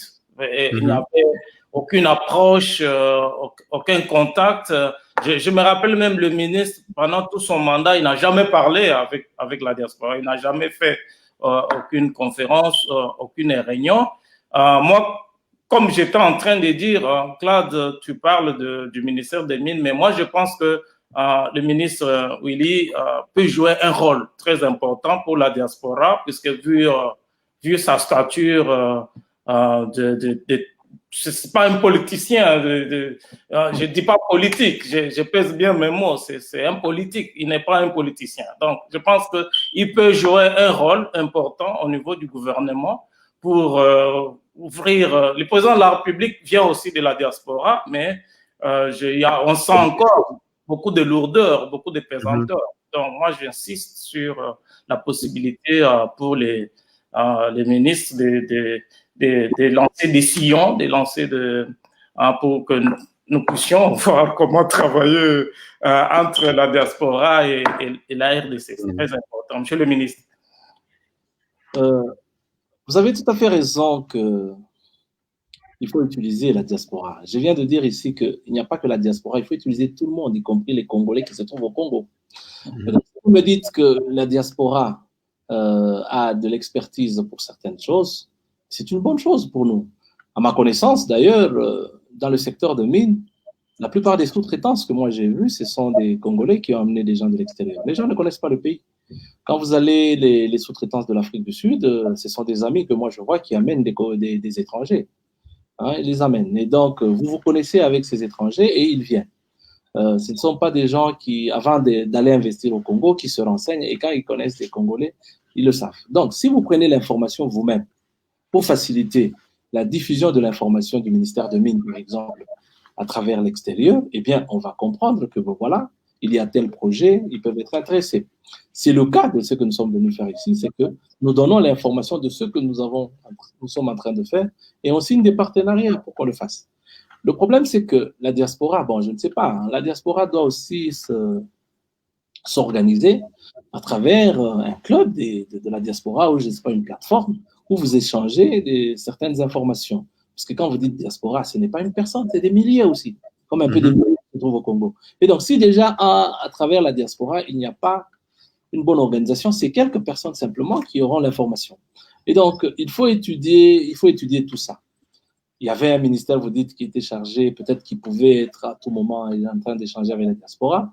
Moi, bon, je ne sais pas dire grand-chose, je n'ai pas beaucoup d'informations de ce ministère, comment ça fonctionnait, mais nous avons le ministère des Affaires étrangères, nous avons le ministère de la coopération et nous avons nos ambassadeurs, parce que ce sont nos ambassadeurs qui doivent nous aider à amener l'information. Les ambassadeurs, un ambassadeur en Australie doit connaître quand même toute la population congolaise qui se trouve en Australie. Et nous n'avons pas d'ambassadeur, monsieur le ministre. Alors il faudra regarder s'il y a une population importante qu'on envoie un ambassadeur là-bas, puisqu'il faut vous défendre, il doit vous protéger. Bon, enfin, si vous vous sentez protégé, eh bien, merci pour l'Australie qui respecte nos Congolais. Hein, donc, bon. Nous en voulons un, mais bon, nous ne savons pas si nous serons suffisamment chanceux pour en avoir. La chose la plus importante, il faut savoir, c'est que le Congo ne peut pas se développer par 2-3 personnes qui décident. Le Congo nous appartient tous, nous devons échanger à travers des plateformes, à travers des échanges, même des échanges qui sont de ce type-là. C'est en prenant les idées des autres qu'on avance. Et donc, bon, dire que le président est lourd, moi je ne pense pas, parce qu'il faut regarder la responsabilité du président. Vous vous réveillez un matin, c'est sur votre table, vous avez des milliers de choses à faire. Et donc, rien que pour résoudre les problèmes qui sont là-bas, la journée elle est finie. Et donc, vous devez avoir des gens qui vous aident. Sinon, vous êtes surmené avec beaucoup de travail.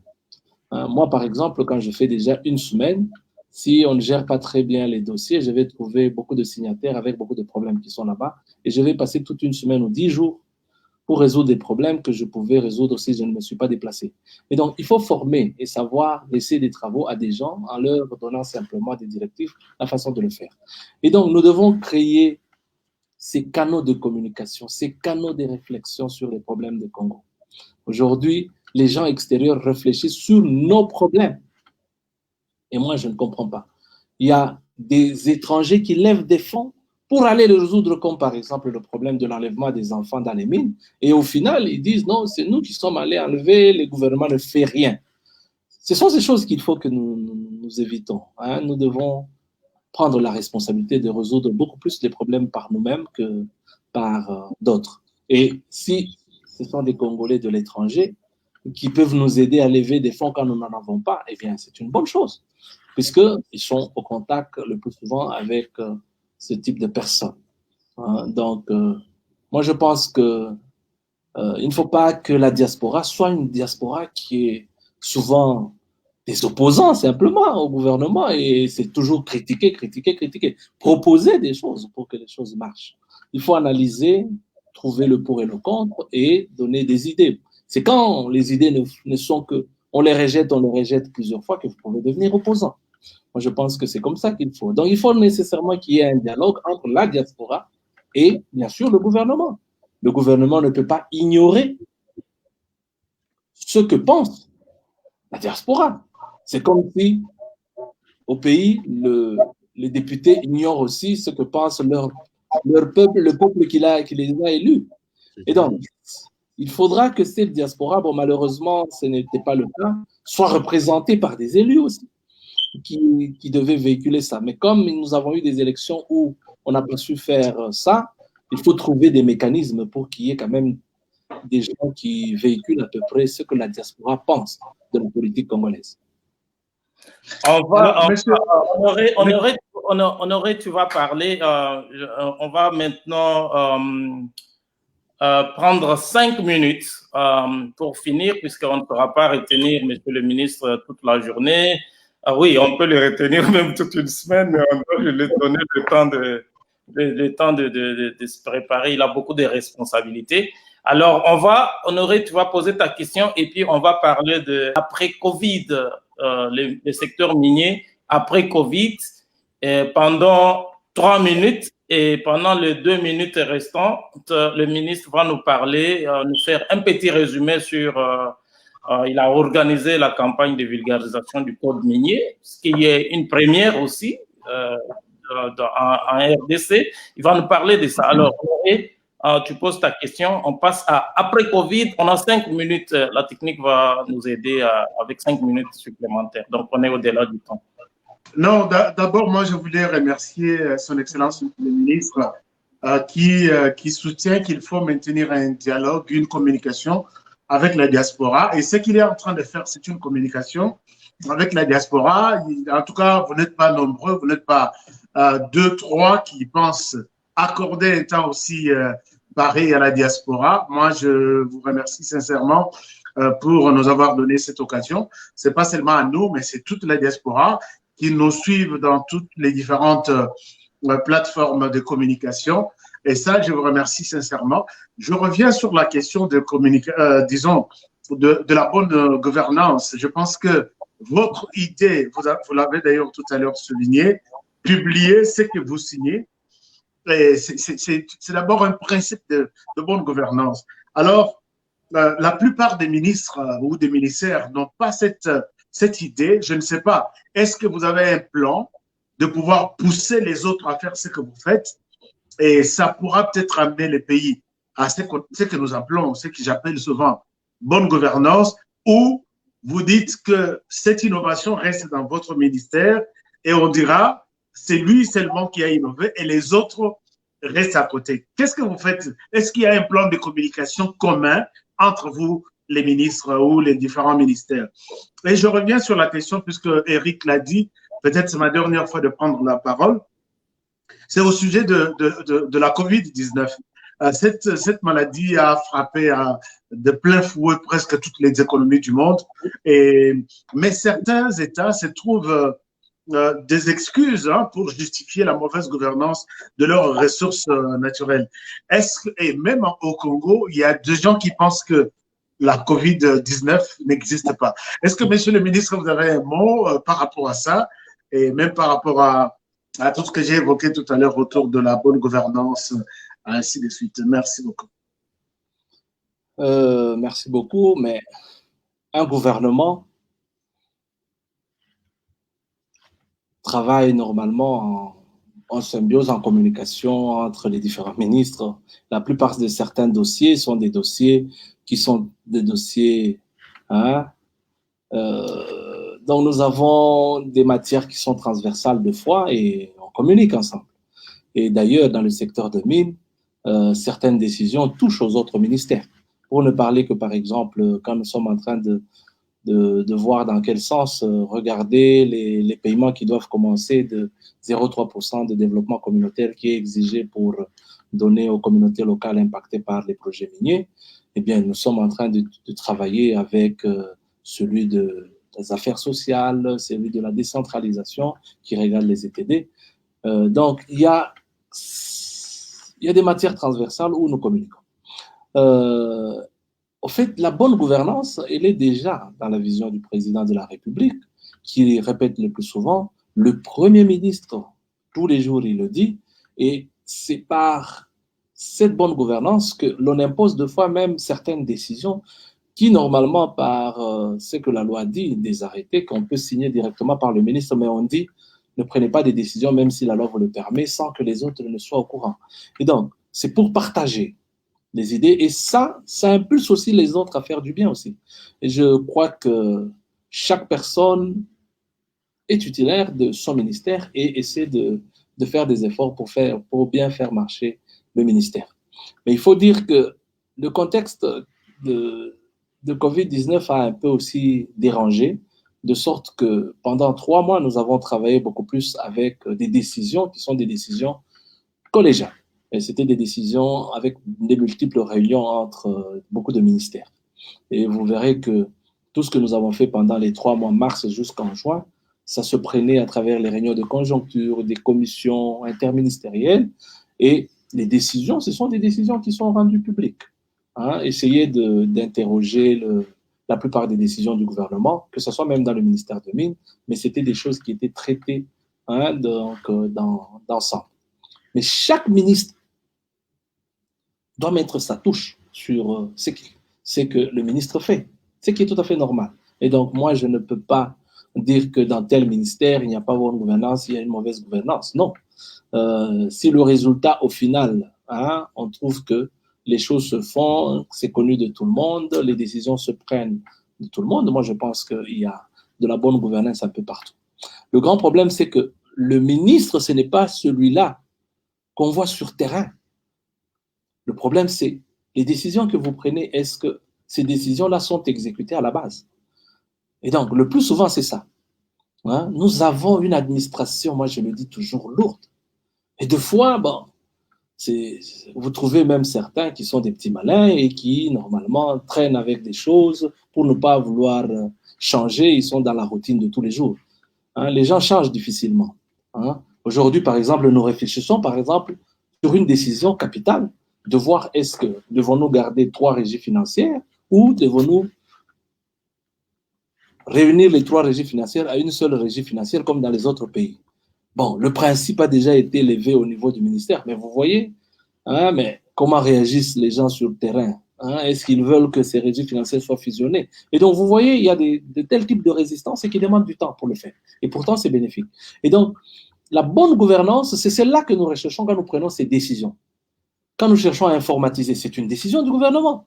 Informatiser le tout. Quand quelqu'un déjà doit payer une taxe, Au même moment, même si l'argent n'est pas encore trésor public, on sait ce qui doit payer, tout est informatisé, mais on va endiguer la fraude. Mais c'est ça la bonne gouvernance. Mais les gens, dans un pays où les gens ont mis des mécanismes pour voler, eh bien, ça prend du temps. Et donc, il faut avoir des nerfs solides parfois. Et d'ailleurs, quand vous prenez des décisions, certains veulent même faire voir que c'est des décisions impopulaires, puisque hein, ils vont polémiquer sur des choses comme ça pour dire non, le ministre a pris telle décision. Ça arrive, vous allez le remarquer. Hein. L'exemple, par exemple, je venais pour la bonne gouvernance de changer des chefs de division, mais j'ai vu des gens qui se sont dit, le ministre, pourquoi il a changé, il a fait ceci ou cela. On polémique sur des choses pendant que les gens cherchent à bien faire. Tout ça pour couvrir ce que l'on gagne, là où on est, mais ce que l'on fait d'individuel qui n'est pas du collectif. Hein, donc des intérêts personnels au détriment de l'intérêt national. Et donc, il y a beaucoup de choses à faire dans notre pays et c'est ça qui donne du fil à retordre presque à des autorités telles que le Premier ministre, le Président de la République. Diriger un pays où beaucoup d'émaux se sont développés et les enlever du jour au lendemain, c'est pas facile. C'est pour ça, je crois que nous devons développer notre pays pas à pas en prenant le courage de changer certaines choses. Alors, la COVID-19, dire qu'elle n'existe pas, mais ça, elle est partout. Nous en avons identifié et les statistiques sont là. Mais c'est vrai que on peut dire qu'il y a quand même une certaine résistance et une certaine maîtrise au niveau du Congo de la COVID. Très peu de gens meurent de la COVID, donc c'est comme une maladie qu'on maîtrise. Bon, on dira qu'il n'y a pas encore de médicaments, mais nous savons qu'il y a des gens qui ont été diagnostiqués, qu'ils ont la présence de COVID, et puis après quelques temps, on diagnostique qu'ils n'en ont plus. Avec certains traitements. Est-ce que c'est des traitements standards qu'il faut imposer à tout le monde? Mais tout ce que je sais, c'est que avec le temps, c'est une bonne chose. Nous développons cette immunité-là par rapport à ce virus. Et si on peut y arriver à la résistance, comme on résiste à la malaria, c'est une bonne chose pour nous parce que les gens ne vont pas en mourir. Mais il y a beaucoup d'étrangers, ils arrivent, la simple malaria, ils sont presque mourants. Et donc, mais il faudra que nous faisons quand même attention, nous devons continuer à garder les gestes barrières, etc., puisque nous n'allons pas vivre en vase clos sans des échanges avec les étrangers. Et donc, nous devons rendre notre milieu un milieu qui est inhibé de la COVID. La COVID a impacté l'économie, par exemple les petits commerces, les hôtels, etc. Beaucoup de gens ont perdu de l'emploi, mais c'était des choses pas par mauvaise gouvernance, on n'en pouvait rien, on a fermé puisqu'on avait pris la décision de fermer de tels types d'activités qui ne permettaient pas que les gens restent avec des distanciations sociales. Et donc, dans le secteur de mines, nous avions autorisé que la moitié des gens sont restés en congé technique chez eux pendant plus d'un mois, 2 mois. Ils touchaient presque la moitié de leur salaire, mais c'était des efforts à faire pour que la maladie, on puisse la maîtriser. Pour remettre les gens tous dans le travail, j'ai fait 2 missions. Ce n'était pas facile, même pour des miniers, d'accepter que les gens qui étaient à la cité puissent revenir au boulot. Ils ont cru que ceux qui étaient là ont été bien gardés et les autres qui viennent risquent d'amener la contamination. Moi, je leur ai dit, nous devons croire à quelque chose, sinon la COVID, on doit apprendre à vivre avec en prenant des précautions des protections. Et au final, on a imposé même presque à toutes ces sociétés de déconfiner tous ceux qui étaient et de remettre les gens un peu chez eux en rotant avec ceux qui étaient partis. Bon, ils ont commencé par des problèmes de dire non, ils arrivent dans une quarantaine, enfin pas quarantaine, on prenait 14 jours et puis par après, on pouvait vous récupérer. Et avec le temps, nous avons vu que le mouvement a repris. Bon, heureusement, la main de Dieu étant là aussi, il n'y a pas eu, en reprenant ces gens qui sont restés à la cité, des contaminés et qui pouvaient dire que ça pouvait remettre encore l'économie à plat. Mais nous avons réussi quand même à maîtriser ça. Nous n'avons pas de problème. Aujourd'hui, on demande à tout le monde de respecter les gestes barrières, mais l'activité en général de notre pays, C'est une activité qui est reprise un peu partout. Kinshasa bouge comme ça bouge toujours.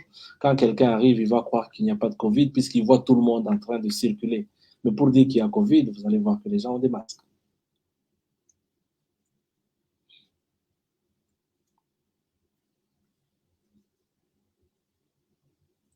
Quand mon micro est fermé. Oui, Claude, dernière question de votre part, et puis Monsieur le ministre va nous parler va faire le point sur la campagne de vulgarisation du code minier en peu de mots, et puis on va clôturer cette émission.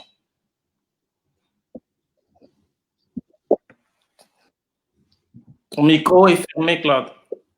Voilà, je m'excuse. Voilà, je disais que je n'ai pas de questions, mais je veux simplement dire merci d'abord au ministre pour ce temps qu'il nous a donné. Je crois que tout le monde a mentionné ça, Honoré et Eric, pour dire que c'est une très bonne chose que nous avons eu cette opportunité de partager ce temps avec les ministres. J'ai beaucoup appris.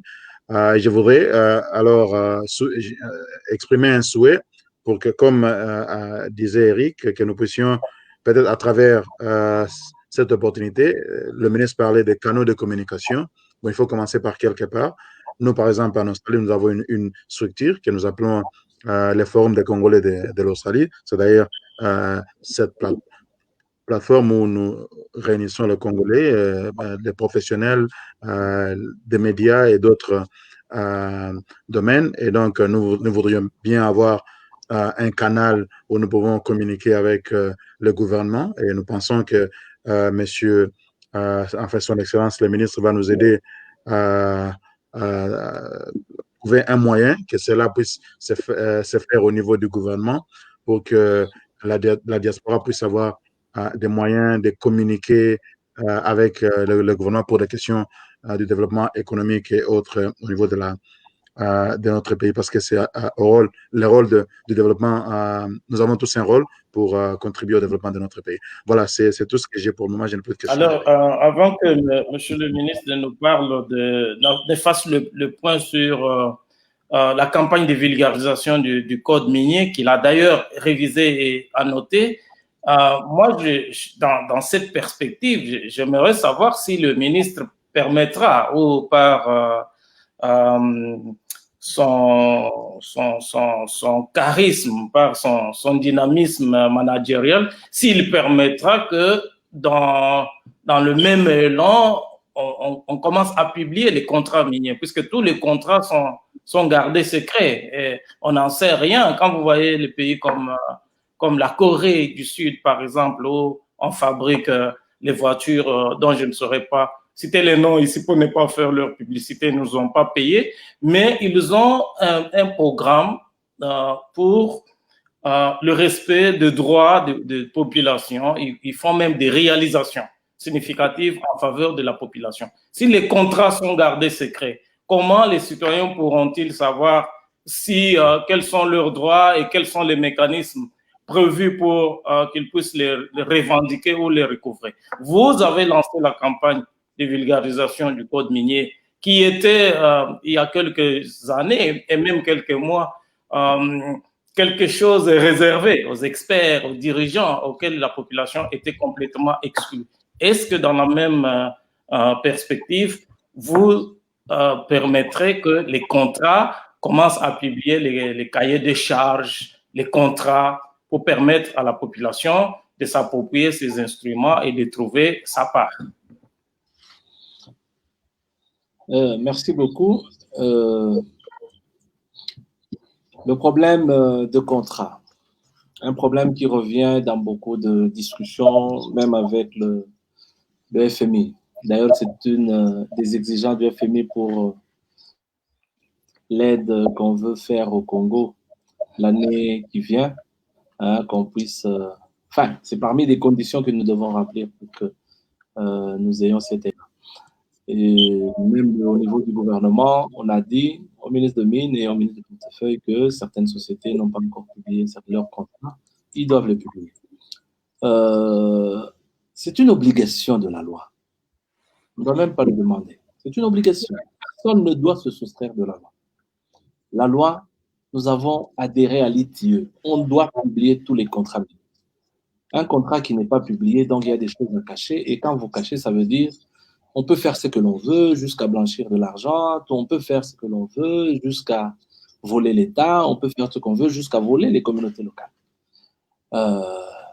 Donc, il faut publier les contrats pour que les gens sachent que le contrat a été signé en respectant les dispositions de la loi elle-même. Le contrat est signé avec ce qu'exige la loi dans les contrats.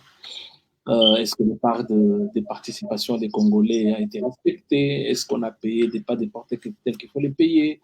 Est-ce que c'est une cession d'un titre? C'est une amodiation?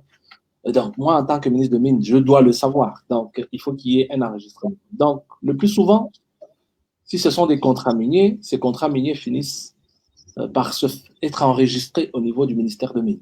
Et lorsqu'on l'enregistre au niveau du cadastre minier, nous vérifions si le contrat a été signé en respectant la loi, les lois, d'une manière générale, pas simplement la loi minière. Et donc, quand on regarde que c'est un contrat qui respecte la loi, nous l'enregistrons et nous le publions sur notre site. Et donc, s'il n'y a pas de publication de certains contrats, ce sont des contrats que soit ils sont en phase d'enregistrement, soit ce sont des contrats qui n'ont pas encore été transmis. Mais les contrats qui ont été qui sont signés et déjà avant qu'on ne fasse l'enregistrement au niveau du cadastre, et vous apprenez déjà que les gens ils quittent déjà dans leur consultation, ils disent nous avons signé le contrat avec Sokimo, nous avons signé le contrat avec l'Amiba. Mais sans que l'État ne prenne le contrat, ça c'est déjà un problème. Nous sommes en train d'étudier avec mon collègue du ministère du portefeuille pour voir dans quel sens nos censeurs, les gens qui nous représentent dans les sociétés du portefeuille de l'État, puissent le plus souvent amener l'information lorsqu'il y a des discussions déjà de contrat pour qu'on vérifie déjà. Personne ne va se soustraire de cette obligation de publication de contrat. Nous devons rendre compte à l'État. Nous devons rendre compte aux populations. Le sous-sol et le sol appartiennent à l'État congolais. Et donc, vous ne pouvez pas vous soustraire de cette transparence-là.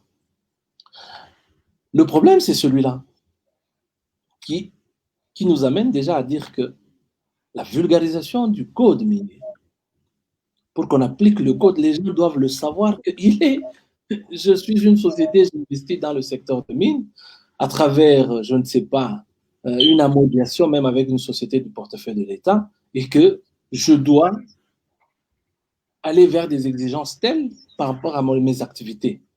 Puisque les communautés locales attendent de votre contrat leur part. Mais comment on saura que notre part, les 0,3% que vous devez payer sur le chiffre d'affaires, se paye, c'est réellement 0,3% si on ne sait même pas ce que vous produisez puisque vous cachez. Ce que vous distribuez, est-ce que vous donnez les dividendes, c'est quoi que vous devez remettre à la société du portefeuille de l'État? L'argent du portefeuille de l'État, c'est de l'argent de l'État congolais puisque c'est une société du portefeuille de l'État. Et donc, on ne peut pas cacher le contrat pendant qu'on paye des dividendes d'une certaine valeur et que au niveau de l'État, ces dividendes ne sont pas connus et que les gens que nous mettons comme des mandataires peuvent déjà ponctionner là-dedans et payer en disant nous vous versons au trésor public juste telle partie. Non, tout doit être justifié. Même si vous avez des travaux à faire, mais ça doit être connu quelle est la partie qui reste pour entretenir l'usine, pour payer les gens et qu'est-ce que nous versons dans le trésor public. Ce sont des choses qui sont connues dans le contrat. Et d'ailleurs, un contrat doit être accepté, c'est un contrat que vous signez du gouvernement. Un contrat d'une société du portefeuille de l'État, c'est un contrat du gouvernement. Les gens que nous mettons à travers ces sociétés, ce sont des mandataires de l'État. Donc, on ne peut pas cacher. Et donc, cacher cette information, c'est l'État congolais qui cache l'information. Mais quand il s'agit des privés dans leur contrat, par exemple, quelqu'un qui a des contrats internes, bon, parfois certains de ces contrats ne répondent pas aux contrats qu'on exige de publier, qui sont des contrats de leurs travaux, un traitement à façon, un traitement à ceci. Mais dans le secteur mine, c'est rare. Dans le secteur de mine, presque tous les contrats sont connus. Donc, pour terminer, comme vous avez dit, avec le problème de vulgarisation, quand je suis arrivé, bon, le défi, c'était celui-là. C'est qu'il faut faire appliquer la loi. Mais pour faire appliquer la loi, il ne faut pas travailler en n'ayant pas d'abord des correspondances. À chaque fois, quand quelqu'un doit faire quelque chose, il vient demander en disant « mais ce n'est pas ça que dit la loi dit ceci ». Nous avions des interprétations à peu près qui sont différentes, même des miniers et des agents des ministères de mines. Et donc, la vulgarisation devait nous amener d'abord à avoir une même compréhension de la loi, telle que le législateur qui a promulgué cette loi l'attendait. Les gens disent « bon, ok, on a publié la loi, on a révisé en 2018, mais cette loi, on ne voit pas les bénéfices, on ne voit pas ceci. Ça ne va pas du coup. Il faut que maintenant, il y ait des mesures d'application. » Par exemple, le 0,3% du développement communautaire que les gens attendaient avec la révision, en disant, bon, à la fin de l'année, on doit payer les 0,3% aux communautés locales. Mais les mesures d'application, ce sont des mesures parfois réglementaires. À qui on donne l'argent et comment on utilise cet argent. Nous avons vu déjà avec les 15% qu'on rétrocède de redevance minière qu'il y a des chefs coutumiers qui ont pris ça, ils croient que c'est de l'argent qu'on lui donne, ils s'achètent une voiture, etc. Mais il faut vulgariser la loi pour que les gens savent que cet argent, quand on vous le donne, c'est pour le développement. Vous devez faire avec des structures qui sont des structures de l'ETD, des structures, vous devez faire des plans de développement local et ne pas utiliser l'argent comme vous voulez. Donc, il y a de ces mesures d'application qui devaient être des mesures appuyées par de la réglementation que nous devions faire. Et donc, la loi devait être suivie par un certain nombre d'arrêtés aussi à signer ou ministériels ou interministériels avec d'autres ministères pour que la loi soit complètement utilisée, enfin, elle soit complètement respectée. La vulgarisation a permis aujourd'hui de faire appliquer presque dans toutes les sociétés minières. Toutes les discussions qu'il y avait avec les sociétés minières, c'est fini. Vous savez très bien qu'au début, les gens disaient « non, ben, on a revu ceci, mais on ne comprend pas pourquoi ». Nous avons pris tout le temps de faire comprendre à nos partenaires dans les mines que la loi a été revue pour rééquilibrer les choses. On a attiré l'investissement qu'on cherchait. Nous sommes partis de quelques sociétés à plus de 200 sociétés. Et donc, si aujourd'hui 200 sociétés, nous produisons plus d'1 million de tonnes de cuivre, pendant que la Gécamine produisait moins que ça, mais les recettes de l'État qui venaient de la Gécamine, c'était des recettes qui soutenaient presque plus de 60% de notre budget. Mais aujourd'hui, rien qu'avec des taxes gauche-droite, on n'arrive même pas à ce que la Gécamine. Donc, on a dû rééquilibrer en revoyant certaines choses pour que le trésor public se retrouve, la province se retrouve et surtout les communautés locales qui se sont plaintes plusieurs fois en disant on ne voit pas ce que l'on fait de nos ressources. Nous restons pauvres pendant que nous voyons les minéraux sortir tous les jours. Et donc, les communautés locales aussi, pour ne pas devoir se plaindre en disant on ne voit pas quelque chose. Mais on doit vulgariser la loi jusqu'aux communautés locales pour que les communautés savent que telle que la loi elle est faite, vous ne pouvez avoir l'argent que les 15% de la redevance minière lorsqu'on produit. Vous ne pouvez avoir que, par exemple, en province, un paiement des droits fonciers sur le droit minier. Vous ne pouvez avoir que les 0,3% du développement communautaire. Vous devez établir, pour tous ceux qui ont des droits miniers, un cahier de charges. Et on l'établit comment? Vous allez dans le code minier, il faut vulgariser pour voir dans le cahier de charges, on vous dit comment élaborer le cahier de charges. Ces informations, quand ce n'est pas connu, mais les gens passent des années à ne pas élaborer des cahiers de charges. Et finalement, les sociétés minières se soustraient. J'ai vu des gens transformer le périmètre de recherche en périmètre d'exploitation. Déjà dans les conditions pour qu'on vous donne le droit de recherche, enfin d'exploitation, vous devez donner aussi votre engagement sous forme de cahier de charges de ce que vous ferez avec les communautés locales. Bon, c'est des cahiers de charges qui sont venus, moi je ne sais pas comment, j'ai demandé ça au Camille, si on a vraiment vérifié ça, puisque les cahiers de charges ne doivent pas être cachés. Le cahier de charges est public, toute la communauté est informée que celui-ci qui a eu le périmètre d'exploitation, hein, à telle période, il doit nous faire une école, à telle période, il doit nous faire telle chose, à telle période. Ce n'est pas des choses qui doivent être cachées, mais c'est des choses que les gens s'arrangent avec des chefs coutumiers, 2-3 personnes, élaborent pour compléter. C'est ça qui doit être un peu changé. C'est le cas de l'artisanat. Si vous ne vulgarisez pas l'artisanat, les gens vont continuer à faire ce qu'ils font. Et donc, quelqu'un arrive en disant « j'ai besoin d'une coopérative ». Il ne suit même pas la procédure. moi, je renvoie beaucoup de dossiers en province. C'est en vulgarisant la loi qui doit savoir que j'ai besoin d'une coopérative minière. Je m'adresse au chef de division du ressort. Je m'adresse au gouverneur. Et ce sont ces gens-là qui font remonter au ministre, le ministre avec tel document, tel document, tel document, tel document. Et donc, il y a cette ignorance parfois de la loi et qui font que les gens font ce qu'ils veulent. Font ce qu'ils veulent. Vous retrouvez un étranger dans une zone minière artisanale. Vous lui dites, vous ne devez pas être ici. Il dit pourquoi? Mais on n'a pas vulgarisé la loi pour lui dire que l'activité artisanale, c'est une activité qui est réservée aux personnes majeures seulement de nationalité congolaise. Et en disant ça, avec le problème qui m'a amené ici en Suisse, j'ai essayé d'expliquer par exemple que on dit que le gouvernement ne fait aucun effort. Mais comment vous allez dire que le gouvernement ne fait aucun effort? La révision, quand nous avons fait la révision du code minier, quand nous disons ne peut accéder à un site d'exploitation artisanale qu'une personne majeure de nationalité congolaise. On n'a pas dit des mineurs. Et donc, celui qui fait entrer les enfants est déjà lui-même, c'est une activité illicite puisque la loi ne l'a pas permis. Et donc, c'est par ignorance de la loi le plus souvent que les gens se retrouvent en train de payer des amendes, des sanctions, etc. Nous devons considérer le secteur avec des paiements à tout moment, des amendes, puisqu'on ne fait qu'attraper des gens lors des inspections, etc. Il faut améliorer le climat des affaires. Il faut amener les gens à bien gérer et à faire très bien leur activité et qu'on n'a pas besoin de faire des recettes par les amendes. Nous avons besoin de faire les recettes par les taxes, les revenus et les redevances à payer avec cette activité. Vous faites le cahier de charges tel que ça se fait. Et donc, il fallait faire la vulgarisation pour qu'on commence déjà par les premiers intervenants qui sont des autorités.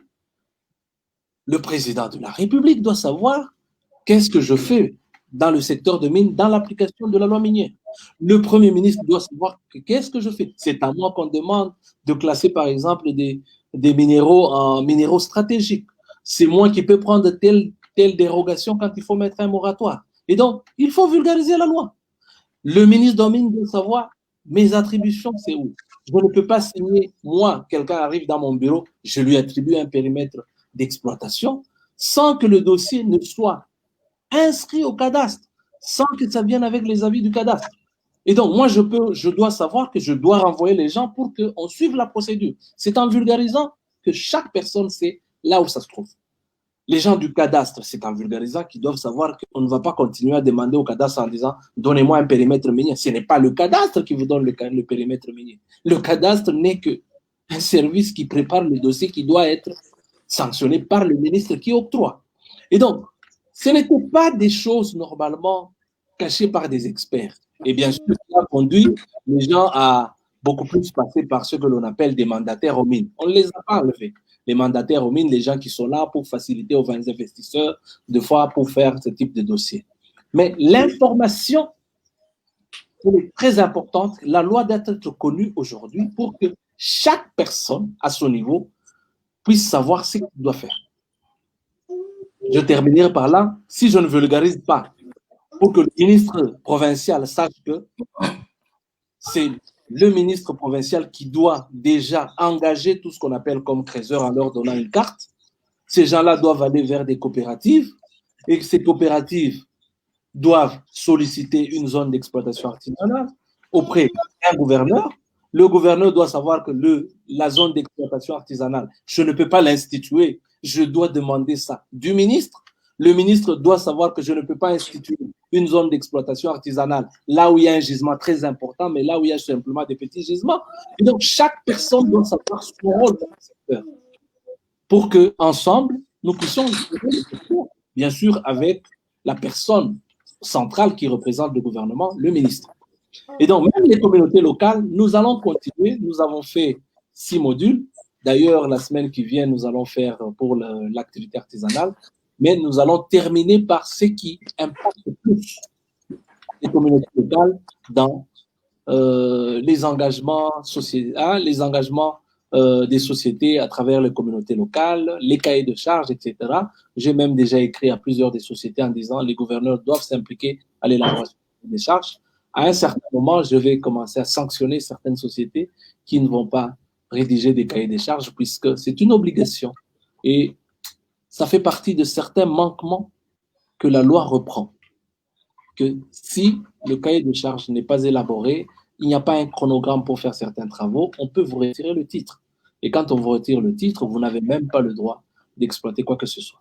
Mais je ne veux pas arriver à ça. Moi, j'y vais d'abord par une vulgarisation, un dialogue permanent pour rappeler tout le monde, à un certain moment, quand tout le monde aura compris qu'il y a des obligations qu'il faut suivre, y compris la sous-traitance, comme on l'a dit, en ce moment-là, nous allons commencer à prendre des sanctions pour ceux qui ne comprennent pas.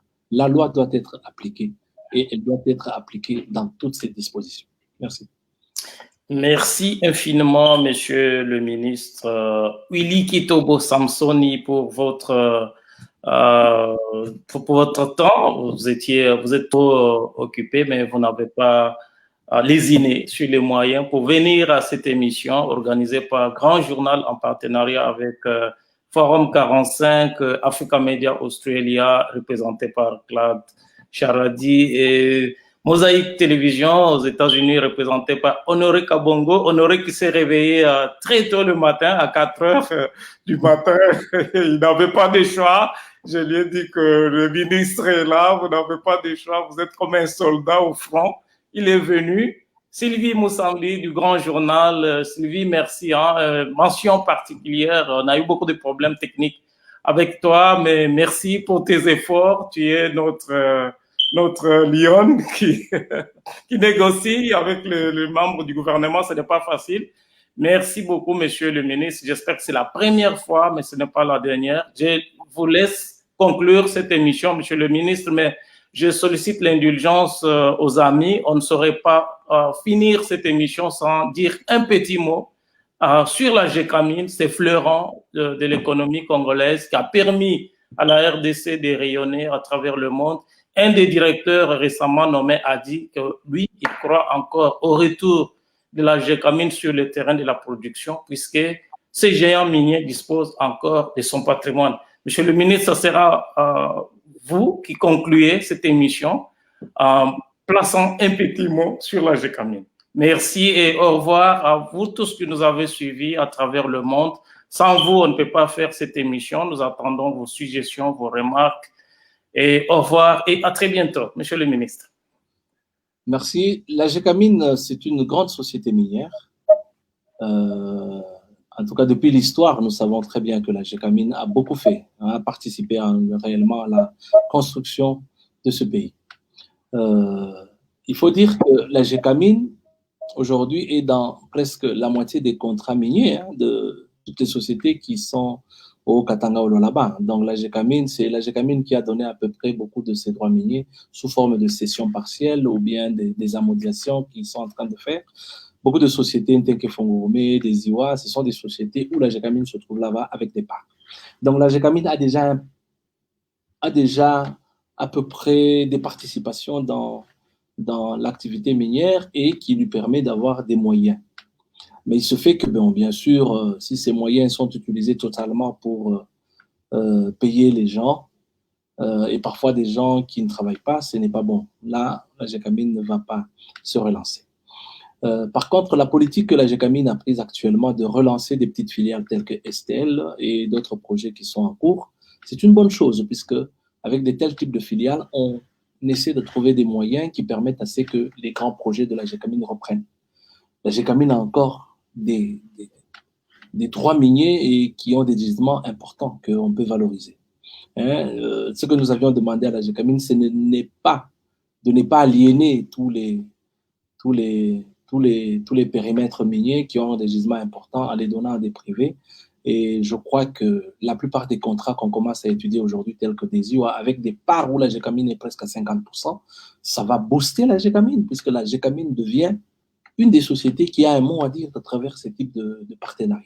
Ce sont des partenariats que nous louons et que nous avions demandé depuis bien avant. Et donc, moi, je le dis, et je dis comme l'autre a dit, je crois que la GECAMIN peut être relancée plus facilement que d'autres sociétés du portefeuille de l'État. Parce que la GECAMIN a encore un potentiel très important et la GECAMIN trouve quand même des royalties qu'on peut lui payer et qui, normalement, dans une bonne gestion, pourra relancer ses activités. Ça demande du temps et il faut simplement les aider aussi à bien étudier les contrats enfin, tous les projets qu'ils font, qui sont des projets miniers.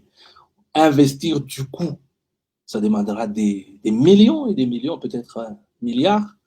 Je crois que investir progressivement à travers des petites filiales, nous l'avons vu en reprenant le STL. Aujourd'hui, l'activité se reprend très bien. Et donc, si la Gécamine continue dans la même lancée, nous pensons que nous pouvons encore espérer sur ce géant minier qui fait la fierté de notre pays. Merci.